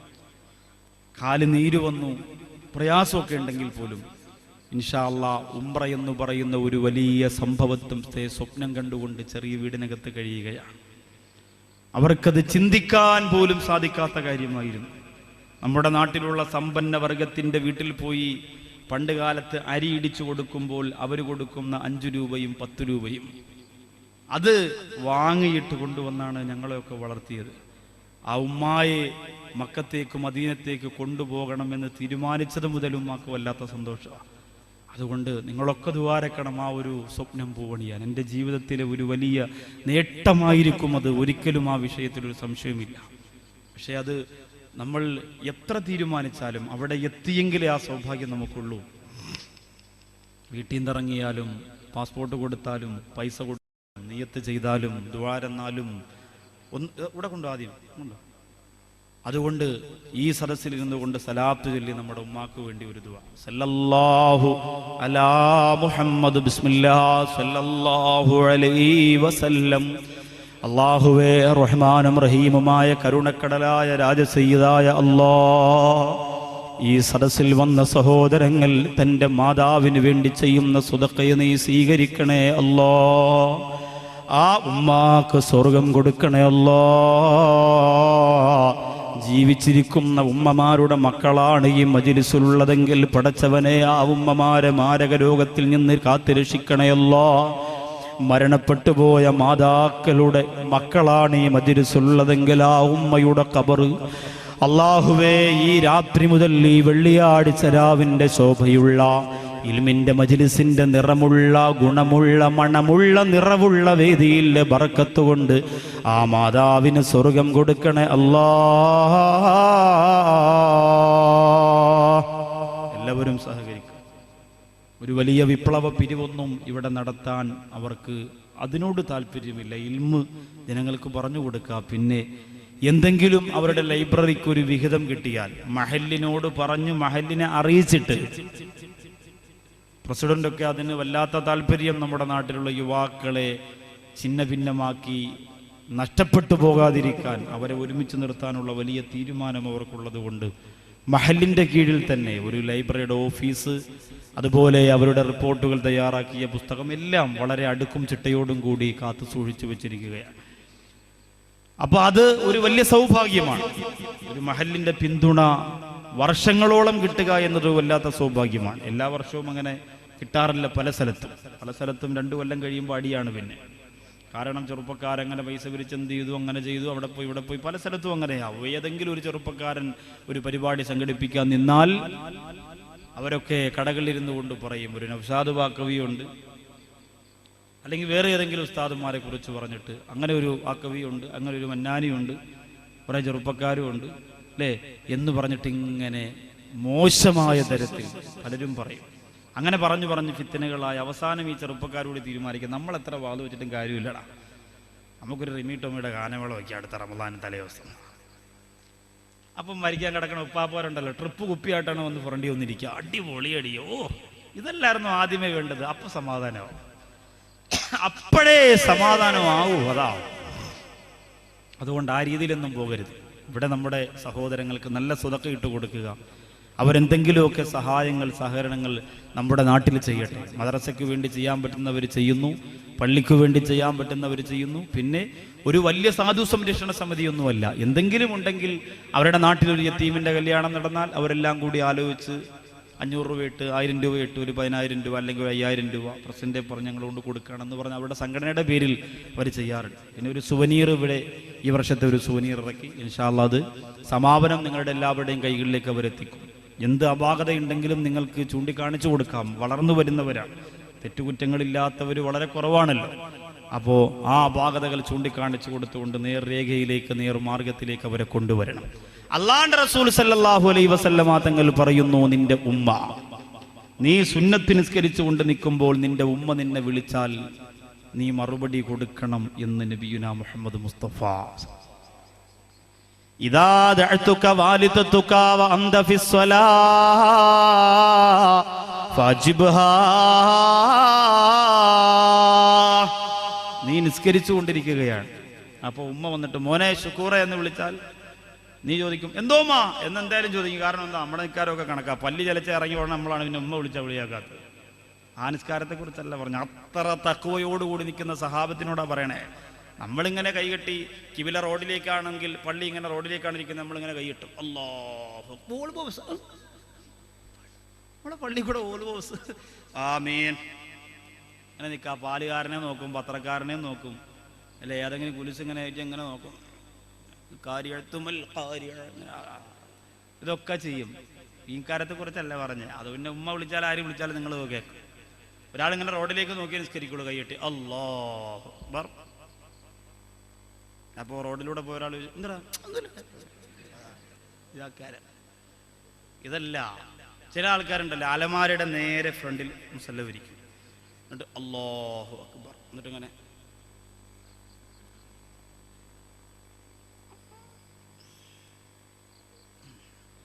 മാലിക് യൗമിദ്ദീൻ ഇയ്യാക നഅ്ബുദു വഇയ്യാക നസ്തഈൻ ഇങ്ങനെ കണ്ണാടിയിൽ നോക്കി പൊട്ടും കൊത്തി നദിക്കും. പിന്നെ ചില ഉമ്മമാരുണ്ട്, അല്ലാഹുവേ സ്കാരക്കുപ്പായ മാണ്ടിൽ ഒരു പ്രാവശ്യമെങ്കിലും അള്ളാഹനെ കഴുകണം. ഇത് പ്രശ്നമാണ്.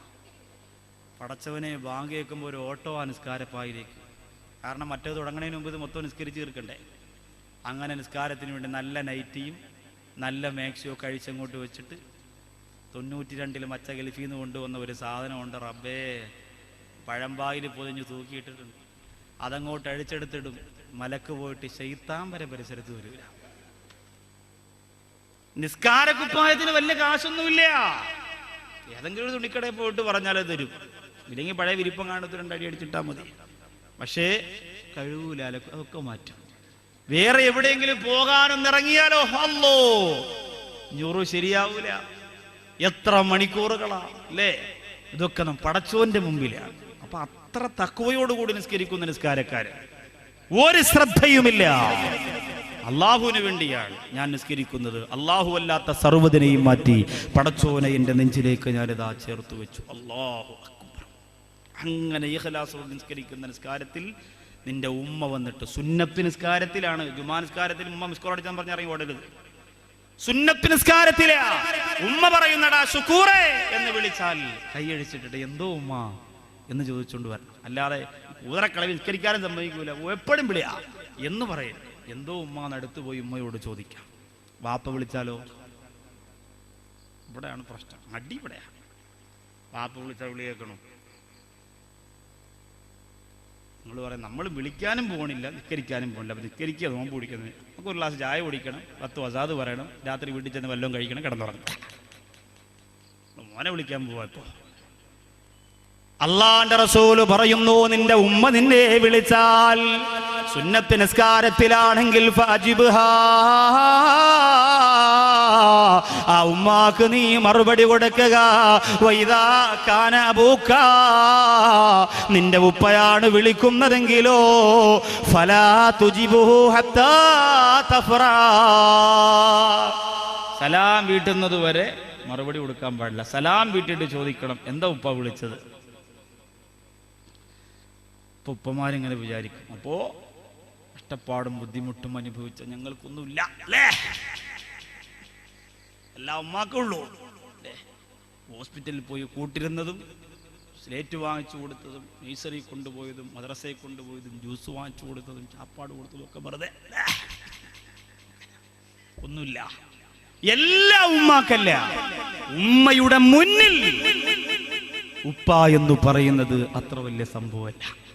ഉമ്മയുടെ മുന്നിൽ, ഉമ്മയുടെ നിറവിൽ, ഉമ്മാക്കുള്ള നിയമങ്ങൾ പഠിക്കുന്ന കുട്ടിയുടെ മുന്നിൽ ഉപ്പ ഒരുപാട് വിദൂരത്താണ്. കാരണം അതൊരത്ഭുത സംഭവം. പക്ഷേ ആ സംഭവം ഇന്ന് ഉമ്മമാർക്ക് പോലും അറിയില്ലല്ലോ.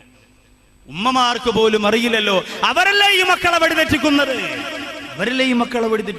3 വയസ്സുള്ള കുട്ടിയെ പിടിച്ച് മടിയിൽ കൊണ്ടി വെച്ചിട്ട് കുങ്കുമപ്പൂവും മുല്ലപ്പൂവും ഒടുക്കത്തെ പൂവും കബറിലെ പൂവും ഒക്കെ കാണിച്ചു കൊടുത്ത് അതിന്റെ മുമ്പ് ഇരുന്ന് പല്ലിളിച്ചിരിക്കുമ്പോ ഈ മോനും ഈ മോളും നാളെ നിനക്കെതിരാകുമെന്ന് നീ അറിയുന്നില്ല പെങ്ങളെ. ഇശാമാരിവിന്റെ ഇടയിലെ വിലപ്പെട്ട സമയത്ത് പൊന്നുമക്കൾ സംസാരിക്കാതിരിക്കാൻ ബ്രെഡിന്റെ അകത്ത് ജാമും മുക്കി പഞ്ഞി കയറ്റി വെക്കണ പോലെ വാക്യത്ത് വെച്ചിട്ട് 10 മണി വരെ മൊണ്ടരുതെന്ന് പറഞ്ഞ് അമ്മയ്ക്ക് വീടിന്റെ മൂലയിലെറിഞ്ഞിട്ട് റിയാലിറ്റി ഷോയുടെ മുമ്പിലിരിക്കുന്ന ഉമ്മായെ വൃദ്ധസദനത്തിൽ കൊണ്ടുപോയി മക്കൾ വലിച്ചെറിഞ്ഞില്ലെങ്കിലേ അത്ഭുതമുള്ളൂ. ചിന്തിച്ചു നോക്കുമ്പോ നമുക്ക് നേരമുണ്ടോ നമ്മുടെ മക്കളെ നോക്കാൻ?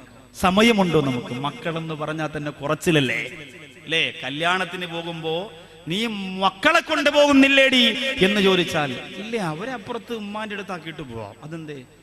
എന്തെങ്ങനെ ചുമന്നോട് പോകണതിന് എല്ലായിടത്തും കുറച്ച് പഠിക്കട്ടെ എന്ന് പറയാം. എന്താണെന്നറിയോ കൊണ്ടുപോകാത്തത്? കണ്ടാൽ ഇവൾ 2 പ്രസവിച്ചതാണെന്ന് 10 പേര് അറിയും. അങ്ങനെ അറിഞ്ഞാൽ വീഡിയോ ക്യാമറ പിന്നെ ഒരുപാട് നേരം ആ പെണ്ണിന്റെ മുഖത്തെ ഫേസ് ഇങ്ങനെ ഒപ്പിയെടുക്കൂല. കാറ്ററിംഗ് സർവീസുകാർ നല്ല ചിക്കൻ്റെ പീസ് ഇട്ട് കൊടുക്കൂല, ഐസ്ക്രീം കിട്ടൂല. കാരണം എന്താ? 3 പെറ്റതാ, ആരും മൈൻഡ് ചെയ്യൂല, മക്കളെ കയ്യിലിരിക്കല്ലേ. ഇതൊന്നുമില്ലാതെ അയൽവക്കത്ത് പോയി ഒരു 10 പവന്റെ മാലയും വാങ്ങി വാടകയ്ക്ക് നെഞ്ചത്തെടുപ്പിട്ടിട്ട് ചുണ്ടും ചുമപ്പിച്ച് കലിയിളകിയ ഭദ്രകാളിയെ പോലെ ഓഡിറ്റോറിയത്തിന്റെ മുമ്പ് പോയി നിൽക്കുമ്പോഴേ നോക്കാൻ ആളുണ്ടാവും. കാരണം എന്താ? മക്കളൊന്നുമില്ല, കയ്യിലൊരു ഭാരവുമില്ല, മനോഹരമായ ഒരു ഹാൻഡ് ബാഗും, ഞാൻ കുഴപ്പമാണ് പ്രശ്നമാണെന്ന് അറിയിക്കുന്ന ചെവിയിലിരിക്കുന്ന ഒരു മൊബൈലും. അപ്പോൾ എല്ലാവരും ഒന്ന് ചോദിക്കും, വെള്ളം കുടിച്ചായിരുന്നു വെച്ചാ? ചോദിക്കാൻ ആളുണ്ട്, കാണാൻ ആളുണ്ട്, സംസാരിക്കാൻ ആളുണ്ട്. മറ്റത് മക്കളെ കൊണ്ടുപോയാലൊന്ന് മുള്ളിയാലോ, മക്കളൊന്ന് കരഞ്ഞാലോ, ഇത് നാശമായല്ലോ എന്ന് പറയുന്ന ഉമ്മമാരെ. അതുകൊണ്ട് പണി തിരിച്ചല്ല പാലും വെള്ളത്തിൽ തന്നുകൊണ്ടിരിക്കുക, കരഞ്ഞിട്ട് കാര്യമില്ല. എത്ര ഉമ്മമാരുണ്ട് മക്കളുടെ സന്തോഷത്തോടെയുള്ള ജീവിതം കണ്ടിട്ട് ജീവിക്കുന്നവർ വളരെ കുറവാണ്. ഞാൻ ഇത്രയും നേരം ഉമ്മയെക്കുറിച്ച് പറഞ്ഞെങ്കിലും ചില ഉമ്മമാർ മക്കളെ നശിപ്പിക്കുന്നതിന് വല്ലാത്ത കാരണക്കാരിയായിട്ടുണ്ട്. എങ്ങനെ സാധിക്കുന്നു എന്ന് ചോദിച്ചാൽ അറിയില്ല, എങ്ങനെ സാധിക്കുന്നു എന്ന് ചോദിച്ചാൽ അറിയില്ല. ഓമനക്കുട്ടൻ എന്ന് പറയുന്ന ഒരു എഴുത്തുകാരനുണ്ട് കേരളത്തിൽ. ആ കേരളത്തിലെ ചെറുകഥ എഴുതുന്ന ഓമനക്കുട്ടന്റെ ഒരു കഥയുണ്ട്. തുരങ്കം എന്നാണ് അതിന്റെ പേര്, തുരങ്കം. ആ തുരങ്കം എന്ന് പറയുന്ന കഥയ്ക്ക് ഒരുപാട് അവാർഡുകൾ കിട്ടി. വേറൊന്നും കൊണ്ടല്ല, അത് വായിച്ചു പോകുന്നവന്റെ മനസ്സ് പൊട്ടുന്നത് കൊണ്ടാണ്. എന്തേ കാരണം? വഴിവക്കിൽ യാചിച്ചു കിടക്കുന്ന, നായയോടൊപ്പം പൂച്ചയോടൊപ്പം കിടക്കുന്ന ഒരു സഹോദരി ഒന്ന് പ്രസവിച്ച ആ കുഞ്ഞിനെ നോക്കാൻ, ആ കുഞ്ഞിന് പാല് കൊടുക്കാനുള്ള സമയം കിട്ടാതെ ആ റോഡിലൂടെ കടന്നുപോയ ഏതോ വൃത്തികെട്ടവന്റെ ബീജം ചുമന്ന് രണ്ടാമതൊന്നുകൂടി പ്രസവിച്ചു. 2 മക്കൾ. പ്രസവമെടുക്കാൻ ആളില്ല, ഗുളികയില്ല, മരുന്നില്ല, ചികിത്സിക്കാൻ ആളില്ല. മഞ്ഞും മഴയും വെയിലും കൊണ്ട് റോഡിന്റെ ഒരു അരികിൽ ഇങ്ങനെ കിടക്കുന്ന, യാചിച്ച് ജീവിക്കുന്ന ഒരു സഹോദരി. 2 മക്കളെ ഒരുമിച്ച് നോക്കാൻ കഴിയില്ല. 2 പേരെ ഒളിപ്പിച്ചു വെച്ചിട്ട് യാചന നടത്തിയിട്ട് തിരിച്ചു വന്നപ്പോൾ ഒരു കുഞ്ഞു മരിച്ചിരിക്കുന്നു, ഒരു കുഞ്ഞ് മരണപ്പെട്ടു പോയി. എവിടെ കൊണ്ടുപോകും? പുറം ലോകം അറിഞ്ഞാൽ പ്രശ്നമാണ്. അതുകൊണ്ട് ആ മാതാവ് വിചാരിച്ചു, 2:10 ഒരു ട്രെയിൻ വരും, അതിൻ്റെ അകത്ത് കയറിയാൽ ട്രെയിൻ ചില സമയം തുരങ്കത്തിലൂടെ കടന്നു പോകാറുണ്ട്. അപ്പോൾ ഈ ജീവൻ പോയ കുഞ്ഞിനെ തുരങ്കത്തിലൂടെ കടന്നു പോകുമ്പോൾ വല്ലാത്ത ഇരുട്ടാൻ, ഈ ട്രെയിനിന്റെ കവാടത്തിലൂടെ പുറത്തേക്ക് എറിയാമെന്ന് തീരുമാനിച്ചു. 2 മക്കളെയും നെഞ്ചോട് ചേർത്ത് വെച്ച് ട്രെയിനിൽ കയറി. തുരങ്കമെത്തിയപ്പോൾ അതുപോലെ തീരുമാനിച്ച പോലെ കുഞ്ഞിനെ ആ ജനാലയിലൂടെ പുറത്തേക്ക് വലിച്ചെറിഞ്ഞു. പക്ഷേ തുരങ്കം കഴിഞ്ഞ് വെളിച്ചം വന്നപ്പോൾ ആ മാതാവ് നിലവിളിച്ചുകൊണ്ട് ഓടി. എന്തേ കാരണം? എറിഞ്ഞുപോയ കുഞ്ഞ് ജീവനുള്ള കുഞ്ഞായിരുന്നു. ഈ കഥയ്ക്ക് അവാർഡുകൾ കിട്ടിയത് അന്നത്തെ മാതാവിൻ്റെ മഹത്വവും മാതാവിൻ്റെ മനസ്സും നിറഞ്ഞു നിന്നിരുന്ന കാലഘട്ടമായതുകൊണ്ടാണ്. ഇന്നങ്ങനെ എഴുതിയാൽ അവാർഡ് കിട്ടൂല. കാരണം എന്തേ? ഒരുപാട് ഉമ്മമാർ കാമുകന്റെ പേര് വിദേശത്ത് കഴിയുന്ന എന്റെ ഉപ്പയോട് ഉമ്മ ഞാൻ പറഞ്ഞു കൊടുക്കുമെന്ന് പറഞ്ഞ 14-കാരിയെ ചുരിദാറിന്റെ ഷാളുകൊണ്ട് കഴുപ്പ് ഞെരിച്ചു കൊന്നത് തിരുവനന്തപുരം ജില്ലയുടെ പനവൂര. പറയാൻ സങ്കടമുണ്ട്, സ്വന്തം സമുദായത്തിൽപ്പെട്ട പെണ്ണായതുകൊണ്ട് വേദനയുമുണ്ട്. പക്ഷേ നിങ്ങളറിയണം, ആ കാലഘട്ടത്തിലാണ് നമ്മുടെ ഉമ്മമാരെ സ്നേഹിക്കാൻ നിങ്ങളോട് പറയുന്നത് എന്ന് നിങ്ങൾ തിരിച്ചറിയണം. ഉമ്മമാരെ, എത്ര സങ്കടം നിങ്ങൾ പറഞ്ഞാലും നീ പറയുന്ന മോശത്തരങ്ങൾക്ക് കൂട്ടുനിൽക്കാൻ ഒരിക്കലും ഇസ്ലാം മക്കളോട് പറയുന്നില്ല. നീ ഹറാമ് ചെയ്യാൻ പറഞ്ഞാ മക്കൾ ചെയ്യണമെന്ന് ഖുർആൻ പറയുന്നില്ല, ഇസ്ലാമിയത്ത് പറയുന്നില്ല. നീ പലിശ വാങ്ങണം മോനെ, നീ ഹറാമ് ചെയ്യണം മോനെ, നീ പ്രസംഗം കേൾക്കാൻ പോകണ്ട, നീ കണ്ട പെണ്ണുങ്ങളോടെ കറങ്ങി നടന്നു.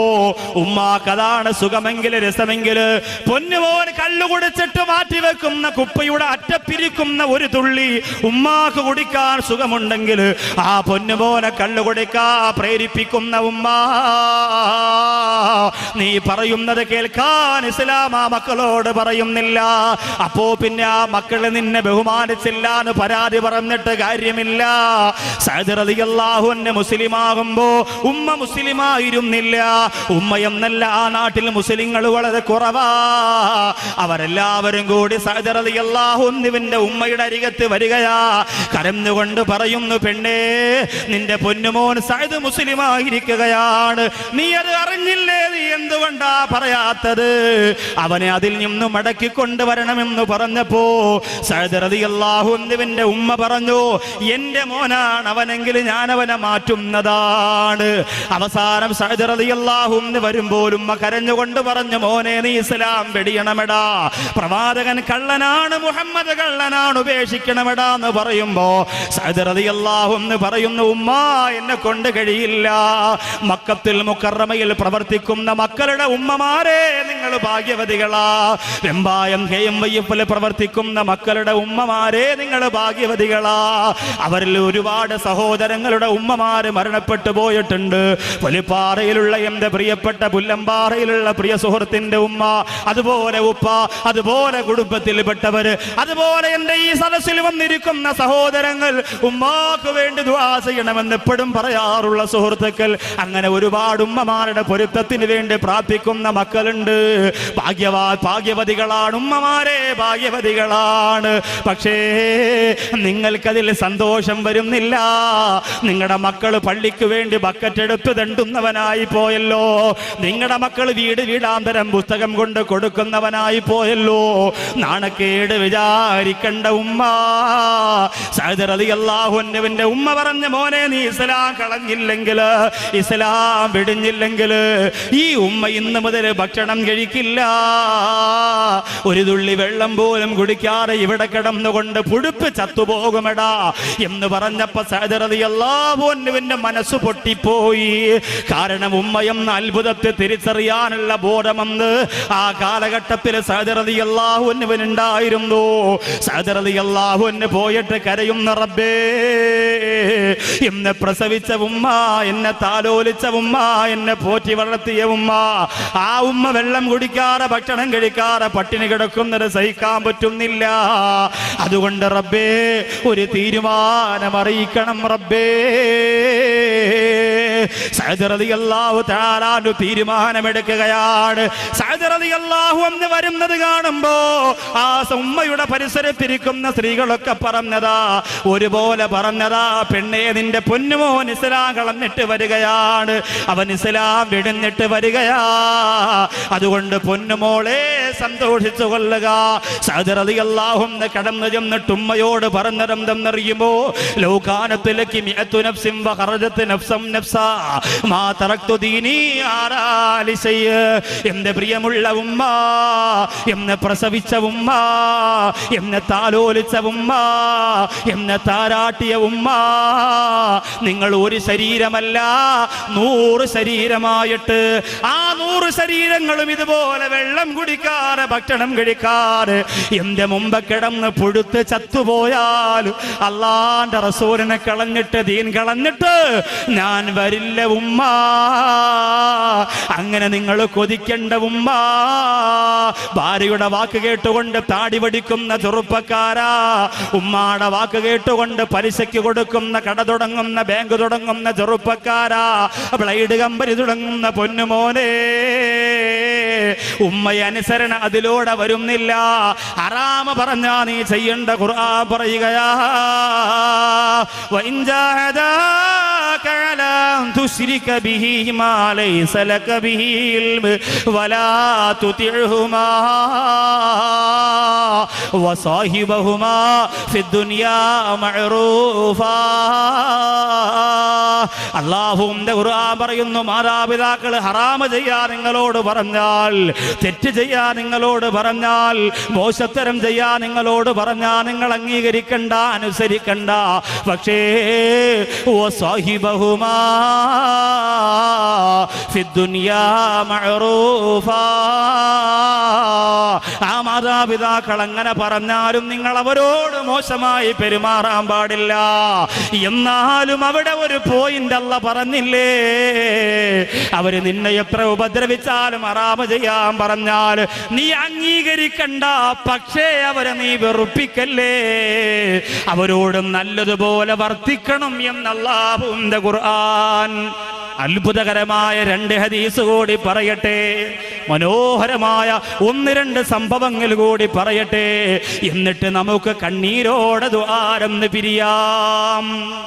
അല്ലാഹുവിന്റെ റസൂൽ സല്ലല്ലാഹു അലൈഹി വസല്ലമ തങ്ങൾ പറയുന്നു, മൻ ഖബ്ബല ഐനൈ ഉമ്മിഹി കാന ലഹു സിത്തറം മിനന്നാർ. മൻ ഖബ്ബല ഐനൈ ഉമ്മിഹി കാന ലഹു സിത്തറം മിനന്നാർ. ആരെങ്കിലും തന്റെ ഉമ്മയുടെ 2 കണ്ണുകളിൽ ചുംബിച്ച് കാന ലഹു സിത്തറം മിനന്നാർ, അവനത് നരകത്തിൽ നിന്നുള്ള മറയായിരിക്കും എന്ന് നബിയുനാ മുഹമ്മദ് മുസ്തഫ സല്ലല്ലാഹു അലൈഹി വസല്ലം. ഉമ്മയുടെ കണ്ണിൽ ചുംബിക്കുന്നത് പോയിട്ട് ഉമ്മയെ കണ്ടിട്ട് എത്ര നാളായി? ഒരു ഉമ്മ പറഞ്ഞത്, പെരുന്നാളിന് മക്കൾ വരുമെന്ന് പറഞ്ഞിട്ട് ഉസ്താദെ ഞാൻ 5 കിലോ അരിക്ക് ബിരിയാണി വെച്ചു, സ്വന്തം എൻ്റെ കൈകൊണ്ട് കഴിക്കുന്ന ഭക്ഷണം മക്കൾക്ക് വല്ലാത്ത ഇഷ്ടമാണ്, അങ്ങനെ ഉണ്ടാക്കി വെച്ചതാണ്. വൈകുന്നേരമായപ്പോൾ ആ മക്കളുടെ മെസ്സേജ്, ഉമ്മ ഈദ് മുബാറക്, വരൂല, ഉമ്മാക്കൊരു ഈദ് മുബാറക്. താമസിക്കുന്നത് 4-5 വീടുകൾക്കപ്പുറം.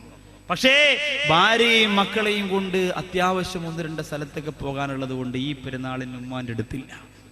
നമ്മുടെ ഏറ്റവും വലിയ ചെറുപെരുന്നാൾ ആഘോഷം, ബലിപെരുന്നാൾ ആഘോഷം എന്ന് പറയുന്നത് ഉമ്മാന്റെ അടുത്ത് പോയിരുന്നു കൊണ്ട് 1 ഗ്ലാസ് വെള്ളം കുടിച്ച്, ഉമ്മ എല്ലാ പെരുന്നാളിനും ഇവിടെ ഉമ്മാന്റെ അടുത്ത് വരാൻ അള്ളാഹു തൗഫീക്ക് തരട്ടെ എന്ന് പറഞ്ഞ് കണ്ണീരോടെ ആ വീട്ടിൽ നിന്നിറങ്ങല. ഈ വിഷയം ഞാൻ തയ്യാറാക്കുന്നതിന്റെ പിന്നിൽ ഒരു ചെറുപ്പക്കാരന്റെ കത്താണ്. കബീർ ഉസ്താദ് പ്രിയപ്പെട്ട ഉമ്മ എന്ന വിഷയം പറഞ്ഞിരുന്നതാണ്. ആ സഹോദരൻ ഒരു കത്തെഴുതിയിട്ട് ജയന്തി ടിവിയിലെ പ്രോഗ്രാമിലേക്ക് എഴുതിയിട്ട് പറഞ്ഞു, എനിക്കുപ്പയില്ലായിരുന്നു, എൻ്റെ ഉമ്മ എന്നെ കഷ്ടപ്പെട്ട് വളർത്തി.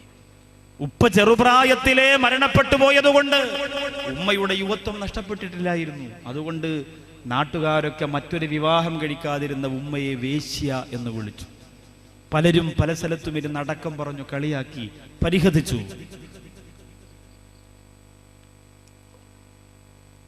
അതിപ്പോഴുമുള്ള സംഭവമാണ് അല്ലേ? ഒരു ചെറുപ്പക്കാരൻ ഗൾഫിൽ പോയാൽ അവൻ്റെ ഭാര്യ ഒരു പച്ച സാരിയും കാണാൻ കൊടുത്ത് റോഡിൽ ഇറങ്ങിയാൽ പിന്നെ ജംഗ്ഷനിലുള്ള ചെറുപ്പക്കാർക്ക് ജോലി തന്നെ, ആ ഇറങ്ങിയാ. ഇത് അന്നും എന്നും അങ്ങനെയാണ്. ഒരിക്കലും കുറ്റപ്പെടുത്തരുത്. പല ആവശ്യങ്ങൾക്കും ചിലപ്പോൾ പുറത്തിറങ്ങേണ്ടി വരും. നമ്മൾ മാറിയിരുന്നു കൊണ്ട് ഇതുപോലെ അടക്കവും രഹസ്യവും പറഞ്ഞ് എത്രയോ കുടുംബം താറുമാറായിട്ടുണ്ട്. ഈ സഹോദരൻ പറയുന്നു, എൻ്റെ ഉമ്മാക്ക് വല്ലാത്ത ഇഷ്ടമായിരുന്നു എന്നെ, എനിക്ക് വേണ്ടി ജീവിച്ച ഉമ്മ വേറൊരു വിവാഹം കഴിച്ചില്ല, ഒരു വിവാഹം വേണ്ടെന്ന് വെച്ചു.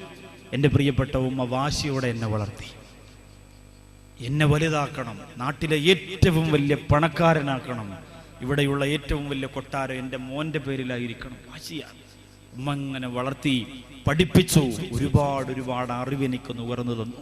മദ്രസയിൽ സ്കൂളിലൊക്കെ നല്ല മാർക്കോടുകൂടി പാസ്സായി. അവസാനം നാട്ടിൽ നിന്നാൽ കാശുണ്ടാക്കാൻ കഴിയില്ല എന്ന് മനസ്സിലാക്കി ധാരാളം പണമുണ്ടാക്കാൻ ഞാൻ മലേഷ്യയിലേക്ക് പോയി ഉസ്താദേ. എന്റെ ഉമ്മയുടെ ആഗ്രഹം പോലെ എന്റെ നാടിന്റെ ഹൃദയഭാഗത്ത് വസ്തു വാങ്ങിയിട്ട് വീടിന്റെ പണി തുടങ്ങി. ഉമ്മ തന്നെയാ നേതൃത്വം കൊടുക്കുന്നത്. കാരണം ഉമ്മാക്കതൊക്കെ അഭിമാനമായിരുന്നു. എന്റെ മോനല്ലേ, കളിയാക്കിയ സ്ത്രീകളുടെ മുന്നിൽ എന്റെ പൊന്നുപോനെ രാജാവാക്കണമെന്നുള്ള ആർത്തിയായിരുന്നു. ആ നാട്ടിലെ ഏറ്റവും വലിയ കൊട്ടാരം വെച്ചു. പണി തീരുന്നതിന് 2 മാസം മുമ്പ് ഏറ്റവും നല്ല സമ്പന്ന വർഗത്തിലെ ഒരു ആലോചന എനിക്ക് വന്നു ഉസ്താദെ. എൻ്റെ ഉമ്മ പറഞ്ഞു, വീട് പൂർത്തിയാകാൻ നീ നിൽക്കണ്ട, ആ കൈ തന്നെ പിടിച്ചോ, കാരണം നല്ല ആലോചനയാ. ഈ നാട്ടില് ഒരു കുടുംബത്തിലും അങ്ങനെ ഒരു വിവാഹാലോചന വരില്ല. അത്രത്തോളം ഞാൻ വളർന്നു, എൻ്റെ മകൻ വളർന്നു. വലിയ കുടുംബത്തിൽപ്പെട്ട മോളെ വിവാഹം കഴിപ്പിച്ചു മോനെ കൊണ്ട്. എന്നിട്ടോ ആ സഹോദരൻ പറയുന്നു, നല്ലതുപോലെ തന്നെയാ ജീവിച്ചത്. എന്റെ ഭാര്യയ്ക്ക് എന്റെ ഉമ്മയോട് വെറുപ്പുണ്ടായിരുന്നില്ല, ഉമ്മയോട് വല്ലാത്ത സ്നേഹമൊക്കെ തന്നെയാ. പക്ഷേ വീട് താമസമാകുന്നതിന്റെ 2 ദിവസം മുമ്പ് പെട്ടെന്നൊരു ഷോക്കായി പോയി ഉസ്താദേ.